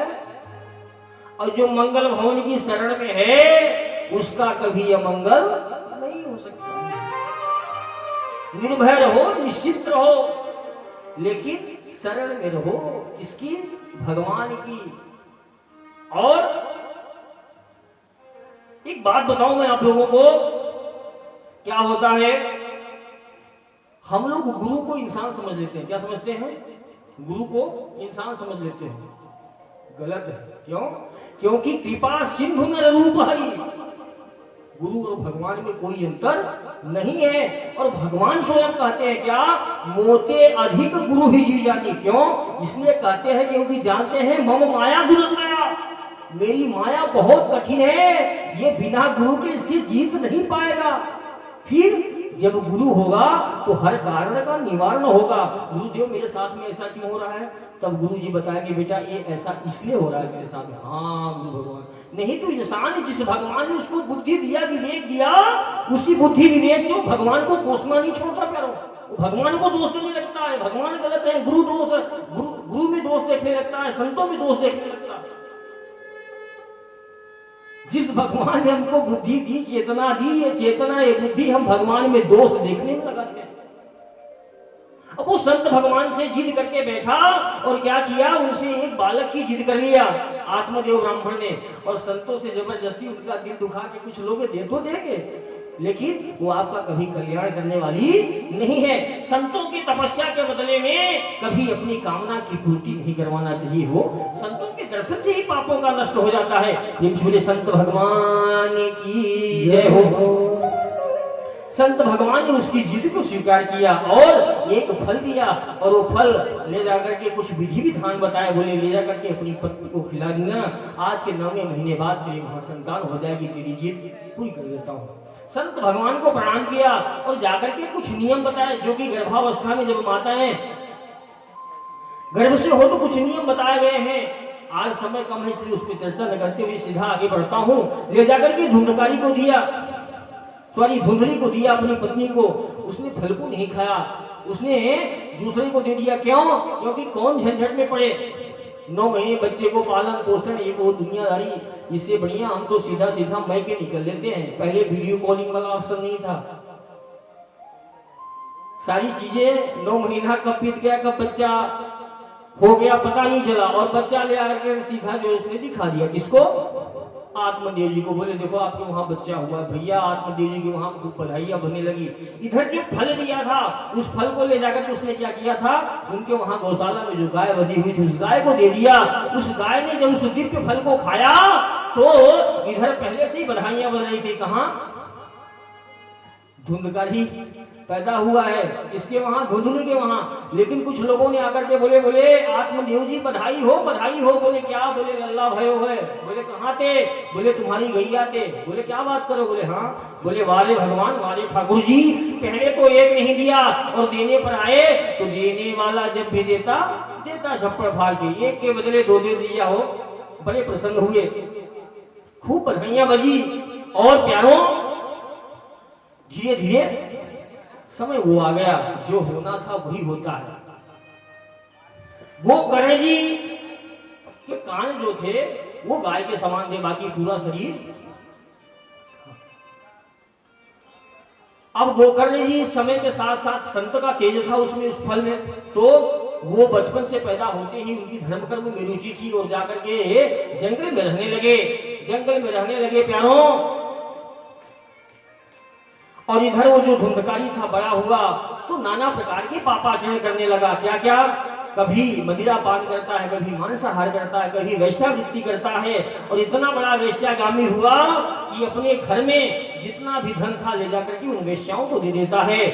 और उसके बाद में एक दिन अगर कुछ नहीं बचता है तो मैया के शरीर पे जितने भी जेवर वगैरह पड़े थे उनको मार पीट के वो सब छीन लेता है, घर के बर्तन भांडे तक बेच देता है और ले जाकर के उन वेश्याओं को दे देता है। और मैया को मार करके कहाँ फेंक देता है? कुएं में। मैया मर जाती, आत्मदेव जी जंगल में चले जाते हैं। इधर उन वेश्याओं ने देखा कि ये इसके पास देने को कुछ नहीं है, अर्थात अब हम मुझ लोगों को जो भी धन देता है ये चोरी करके ले आता है। तो इस चोरी का पता यदि राजा को चल गया तो राजा इसको तो मृत्यु दंड देंगे ही सही, हम लोगों को भी मृत्यु दंड देंगे, तो क्यों ना हम इसको मार डालें। ऐसा सोच करके उन वेश्याओं ने धुंधकारी के हाथ पैर बांध दिए। हाथ पैर बांधने के बाद उसके मुंह में जलते हुए कोयले डाल दिए। कोयले डालने के बाद भी जब वो नहीं मरा तो उसको बहुत मारा हो, उसका गला दबा दिया, मुंह पे तकिया रख दिया और मार मार के मारी डाला उसको। तो ऐसे इस प्रकार से पाप का नष्ट हुआ। लेकिन यहां भी एक चीज सोचने वाली है। क्या प्यारों? ऐसा इंसान जो कोई आपके आस पड़ोस में हो, कोई मर जाए, कौन? जिसने जीवन में भजन नहीं किया हो, तो वो क्या बनेगा? भूत भूत भूत भोष्ट। उससे डरने की जरूरत है। ऐसा कोई इंसान जो भगवत विष्णु को भजन नहीं करता हो, यदि वो मर जाता है तो उसके नाम की एक बार हनुमान चालीसा पढ़ लेना आप घर में। क्यों? भजन बिनु नर मर घटी के भूत, भजन बिनु नर मर घटी के भूत।